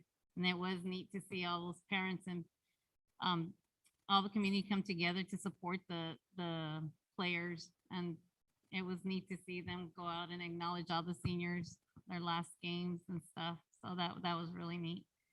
I also attended the Red Ribbon, where the community and the district and everybody came together, the march that they did on Sunday. That was really nice to see the community come together on that as well. I think that's it. That's all I've done. Thank you. Mr. Vasquez? Yeah, I went to the FFA, saw the Parlor kids, very respectful, showing their animals to us. Was just real, just real happy that they represent us real well. And you couldn't tell the difference between the animals, that those were Parlor animals or Cuevas animals.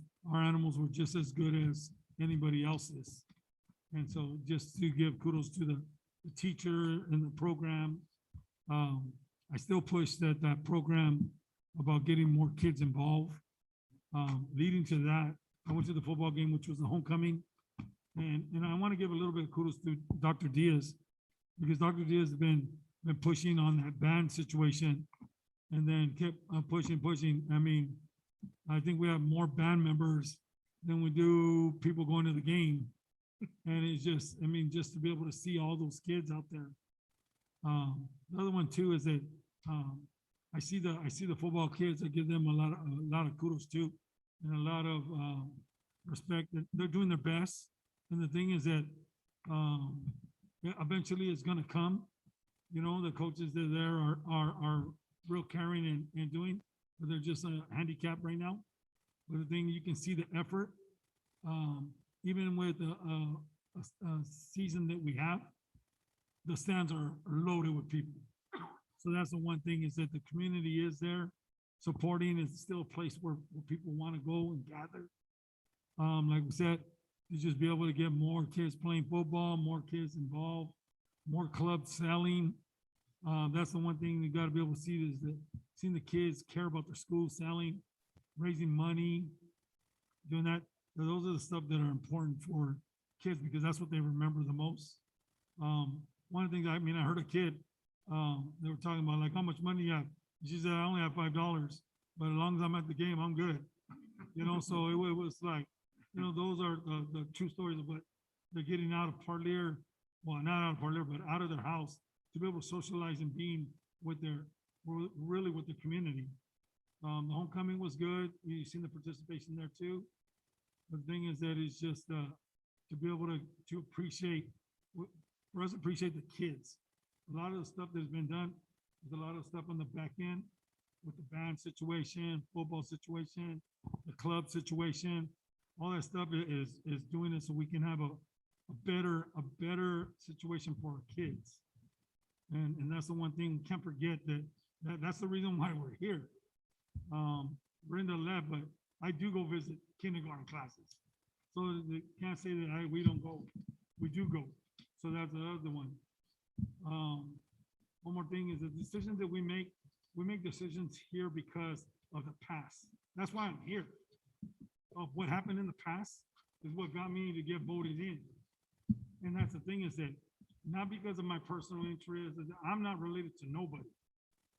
And so the thing is that my decisions are made for kids.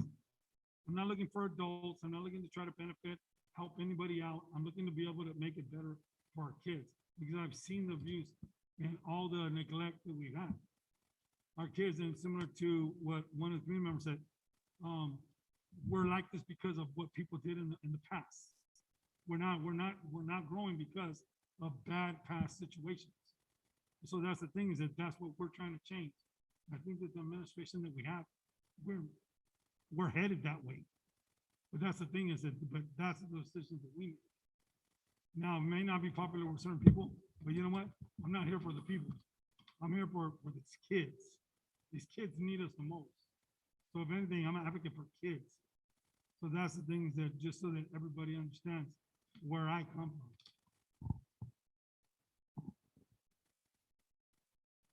Thank you, Mr.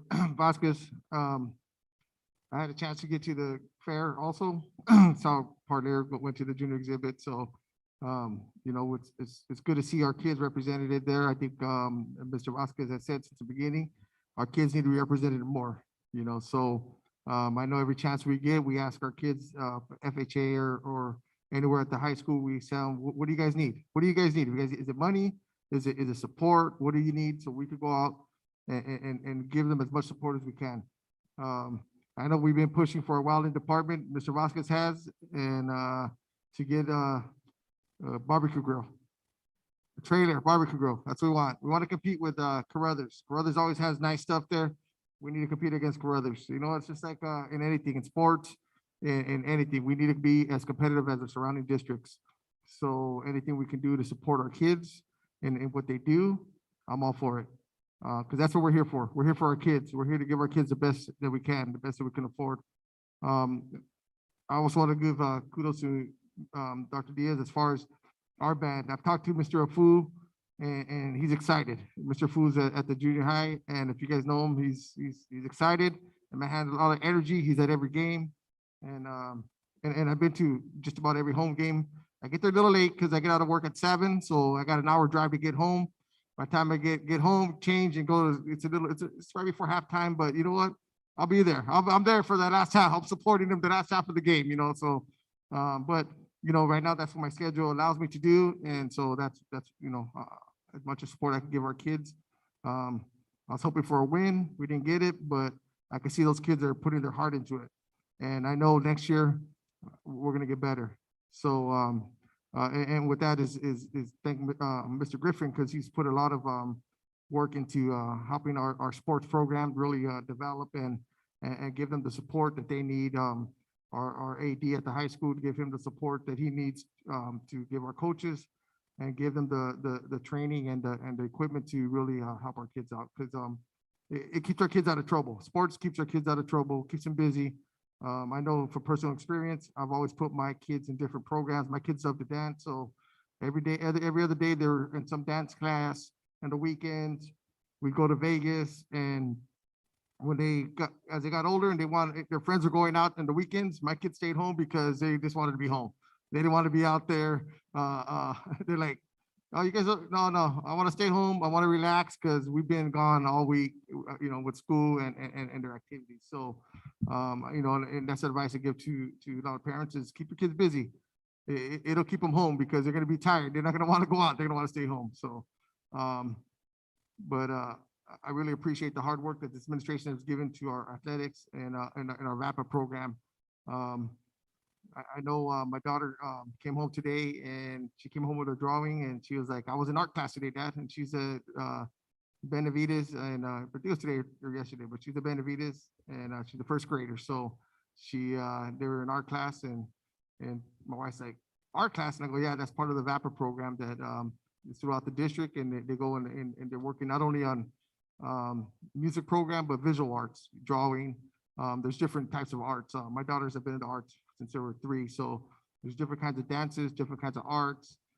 So you got visual, you got dance, you got theater. I mean, it's just a wide range. So the more opportunities we give our kids, the better off our kids are going to be well-rounded. So I appreciate the administration to really see that our kids are needed that, and they and you guys offered that opportunity to them. So on that, I don't want to keep going on, but I'll hand it over to Dr. Guerrero. She's gonna do her superintendent report. All right, to the crowd out there. Certainly wanted to be able to give you the snapshot of attendance. We have gone down in enrollment from before COVID. So certainly working to get those numbers up. Our attendance continues to hold steady. We have seen a slight increase in enrollment at the independent study as well, but we fluctuate between 86% and about 92, 94. I think we've gone as high as 92% as well. So definitely wanted to be able to give you that snapshot, and I will continue to give the snapshot this next week to our board members as well in the Friday communication. As far as the accomplished students, we recently celebrated a 4th grade student at Benavides, Tristan Garza. Oh, I'm sorry. Look, if you can go to the next slide, please. I'm sorry. Thank you. We celebrated our 4th grade student, Tristan Garza Benavides. He is the Sunmade student board member, and also the campus was given recognition. They are going to get unlimited, what they call the bottomless locker of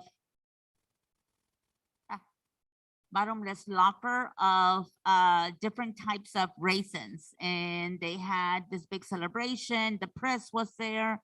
Trenton's, he was selected from 1,500 kids nationwide, and he's the only representative from California. So we're really proud of him. He had this huge smile. His older brother was there, his little brother was there, grandma was there, mom was there, dad was there. So we're able to have a good time. I also got to see our 7 students in the FFA show at the Big Fresno Fair. Didn't have a Grand Reserve champion this year, unfortunately, but the animals really did look good. Have been to several classes. I believe the one depicted here is at the junior high. I believe it's Mr. Aguilar in science. They were doing hands-on learning.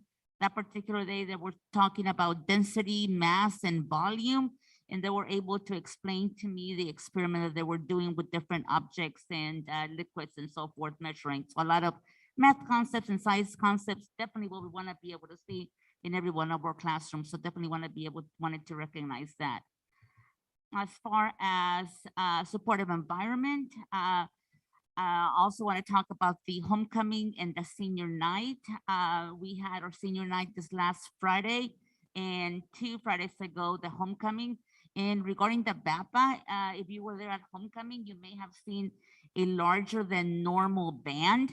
And that's because we had our 5th and 6th and junior high kids join the high school band, and they were able to, salute and, stand still and march. So they're able to kind of visualize that. I know they have been going to, and I know you call it a certain way. I'm sorry, I slaughtered all the, well, I was not in band, I was in dance. So I apologize to all the band folks out there. They were able to stand still at a whistle, right? And then continue to march, whatever you call that. Yeah. So our kids were excited to be at the big field with the big kids. And eventually we want to be able, if people just envision marching at halftime with flags everywhere, people throwing their rifles and stuff like that. That's our vision for our band, and we're going to get there. We had also Red Ribbon Kickoff Parade, as was mentioned earlier. We did have it with the partnership with Parlier Police Department. Certainly thanking all PUSD sites. All the sites were represented. We had the mascot out there. And of course, participation of our choir, our superheroes, staff, and of course, the families. Thank God that we did not get any rain. It was a little chilly, but it was in family, so it was good. As far as Empower Community, we did have community input of the redistricting of board trustee areas, as mentioned earlier, that happened last Monday, and it was held here. We also had the dual language informational meeting yesterday, Monday, and it was also held here. So I guess in the last couple of weeks, we've had about 3 or 4 events here in this in this site. So we were happy to be able to see all those folks come together. As far as upcoming events, our Red Ribbon Week continues through Friday. Today was team day. Wearing my Astro shirt, kind of sad that the outcome was a little different than what I wanted today, but we have a few more games to go. Our Lights On After School Program event will be this Wednesday, next Wednesday, the 3rd of November. And this time, it's not going to be that citywide parade, but it will be at the junior high, an event from 4 to 6 p.m. if you're able to join us there. As it has been now something that we do next Tuesday, 11/9, right before the board meeting, we'll continue to have our community briefings so that the community members can be able to ask clarification about different items. And of course, trustee map public hearing will be held as well as part of our board meeting. And of course, the board meeting is on 11/9. So looking forward to seeing folks here in order to be able to do that. And that's just a few of the things that we were able to do since we last met. I do thank and all the board members that I have seen at those events. It's really great to see you out there, and of course, being able to interact with our staff, with our students, and so forth. So it's been really good. Thank you all. Thank you, Dr. Guerrero. Moving on to K, future agenda items. Trustees request a possible item to be added to future board agenda along with the rationale for request. Depending on the number of items requested, the board president may ask the trustees to arrive at a consensus and or prioritize them.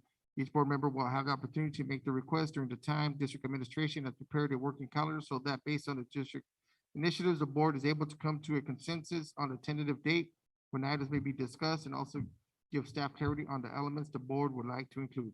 Mr. Modis.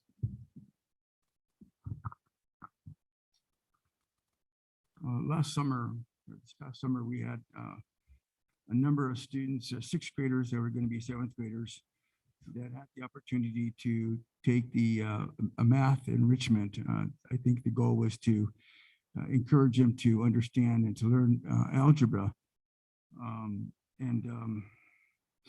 I'm just hoping that we're going to be able to teach Math 1 in the 8th grade this next coming year. Math 1 is important because in order for us to take calculus, our students have to have Math 1, especially in 8th grade. And so I know I had an opportunity, and I'm sure a lot of, maybe some of our board members had an opportunity to have kids that also participated in that. But I just wanted to remind that we need to continue to raise the bar, the academic bar in Parlier, and especially in the area of math. I'm gonna say that probably every single time because I'm a big advocate. I've had kids from Parlier that been accepted to Harvard and Yale and Princeton, and we need to continue. We need to raise the bar by not having the opportunity for our kids to take algebra. Defeats the whole purpose. And so I strongly want to encourage our superintendent and everybody to consider implementing this Math 1. Number 2, I'm asking, I did last time, and I'm going on record again that I like to see a sexual harassment update presentation regarding procedures and what that looks like in our district. That's all I'm asking. Excuse me. I also want to thank the superintendent for the report with Mr. Barella. I'm not sure what it was called, but I don't want to call it camera report, but it was regarding the safety. And we've had a number of different issues that have affected our school district, especially during the past 2-3 weeks of vandalism galore. And I remember, I think about maybe the past 2 months, I think I brought up the issue of where are we at with these cameras, right? It's something that we need to identify. We need to make sure that we're proactive in protecting our properties here in our school site. So again, I do want to thank you, Dr. Guerrero, for that update. With that, thank you very much. So what I would like to request are attendance rates, not in regards to students. I believe it was conversation before COVID had started.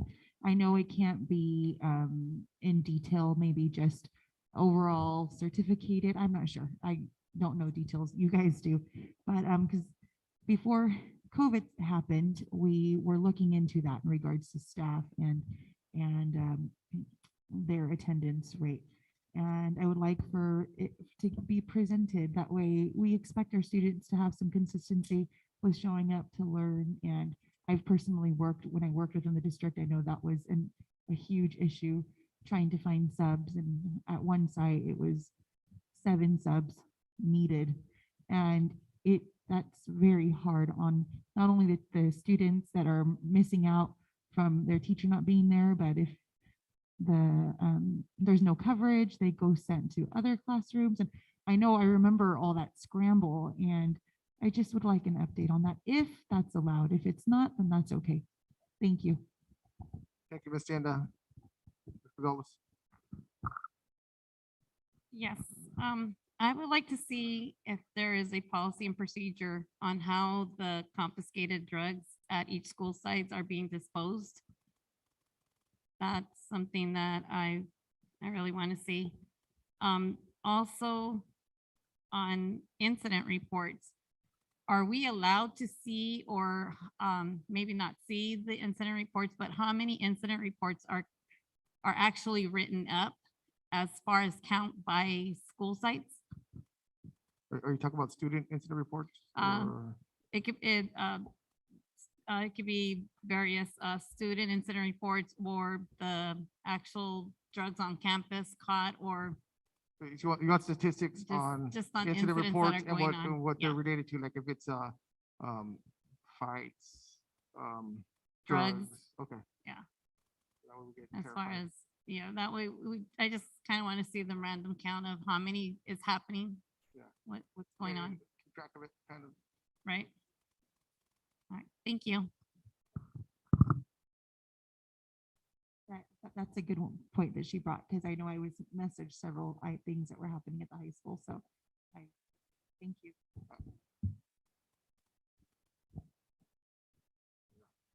Ms. Vasquez? Yeah, I was looking at old agendas, and so I did find the loan that was out, on the school. I was wondering if we can see what the interest and what we have, because I looked at it and it said the 25-year loan for a school, and I don't know how that got back. But, to be able to bring that up so we can, check to see what happened or how much we have to spend on that. So to clarify, Mr. Vasquez, the loan was for, The loan was to finish paying off the new gym. okay, you talk about the, that's- yeah, so, They took out a $3 million loan on Benavides. So I don't know how that happened. So just so we can be able to see that we don't get holding the bag on some interest that we didn't even do. And it's a 25-year loan, which is putting us in debt until 2035. So yeah, I believe in holding people accountable. And that's the thing is that why do we get stuck with a debt that we didn't even do? The other one too, I think we talked about the FIGMA report, that we need to come up with and come up so we can be able to say that we are doing something about it and not, one of the things I saw on the past minutes was that they just talked about it, but they didn't do nothing about it. So that way we can check and see what we can do to be able to be in good with the FIGMA report.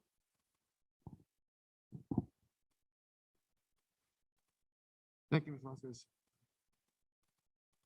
And just to clarify for the public, there was a mortgage taken out on Benavides, to pay for the gym. We found that out recently. We didn't know that. We thought it was paid off with total bonds, but it wasn't. So I do know, I go back and Mr. Vasquez goes back to past minutes, and it's not, it's to see what they did wrong, so we don't make the same mistake, moving forward. And, there was a lot of work change orders on that facility. It's crazy amount of work change, so, we just want to see where we're at with that loan. That way we don't make sure that we don't, lose our school to default, and, we, continue to figure out how to pay off that debt. So, as far as me, I don't got nothing. I think, with, Mr. Gonzalez talked about, our incident reports as far as, that, I agree. And, as far as, one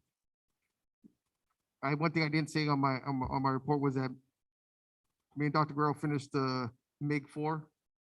So I would like you to also come up with, figure out, if any of us, board members need, to either start or, finish up our MIG training. I'll finish up mine in November, but, that way, I know that is part of the FIGMA report as far as us getting our proper training. I finished out MIG-4, and then there, as far as the incident reports, we were trained that, we should be briefed on what's happening, but not given full details, because we need to stay, neutral when it comes to any kind of discipline for our students and our staff. So that way we stay a neutral party, because ultimately we make the final decision. The amount of information we get from Dr. Guerrero needs to be, limited, so that we make a unbiased. Something he called it, what do you call it?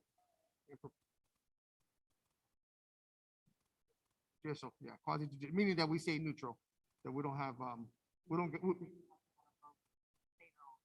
So so because we have to vote on it, if we have to vote on it, we stay pretty much neutral. We're not fact gatherers. The fact gatherers should be somebody else, and then we make our unbiased decision, behind that. So. In the past, when my older kids were in school still, we used to get notification as far as incidents that happened in the school. They wouldn't name the person or anything, just an incident of what happened in the school. Are we doing that? Because I don't get verification, and I, like I talked to you, Ms. Guerrero, there was, police officers at, junior high. I didn't know what was going on. I had to text my son if he was okay, but there was an incident that took place. Do we notify the parents? Because there's a lot of parent concern out there. anytime an incident does escalate to being able to need the police. Sometimes also we call the police for an emotional situation there with the student that we have to be able to keep confidential. But in general, if there's like a fight or something that requires an arrest and more outside partnership is also required, we do ask the sites to be able to send that. But let me see where we are with that. I know that I happened to be at one of the schools whenever communication was given out and pushed out to the parents. So I know that in that particular incident, it did take place, but I'll double check on the others for you. Thanks. One more thing. I know that you guys or we all read the parent square, but the parent square hasn't been working correctly, even for notifications when COVID is involved.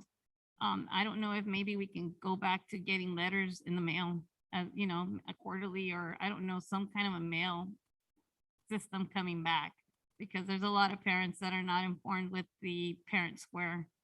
They're just not savvy enough, or they just say they don't do computers and stuff like that. But I mean, just Is that it's no, not no, no. working for some Mine was people? not working. Oh, yours was Yeah, not working. mine was not working. I could not click on it, and I let them know that I couldn't click on it, and it came back that it was an exposure to COVID. So it was a notification letter, Gotcha. which I can open.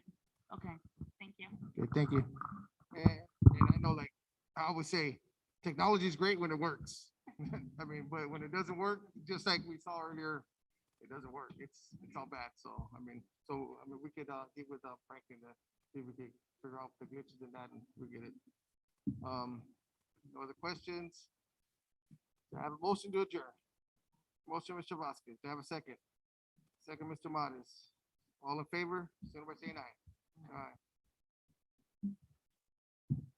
The time is 10:05. Good.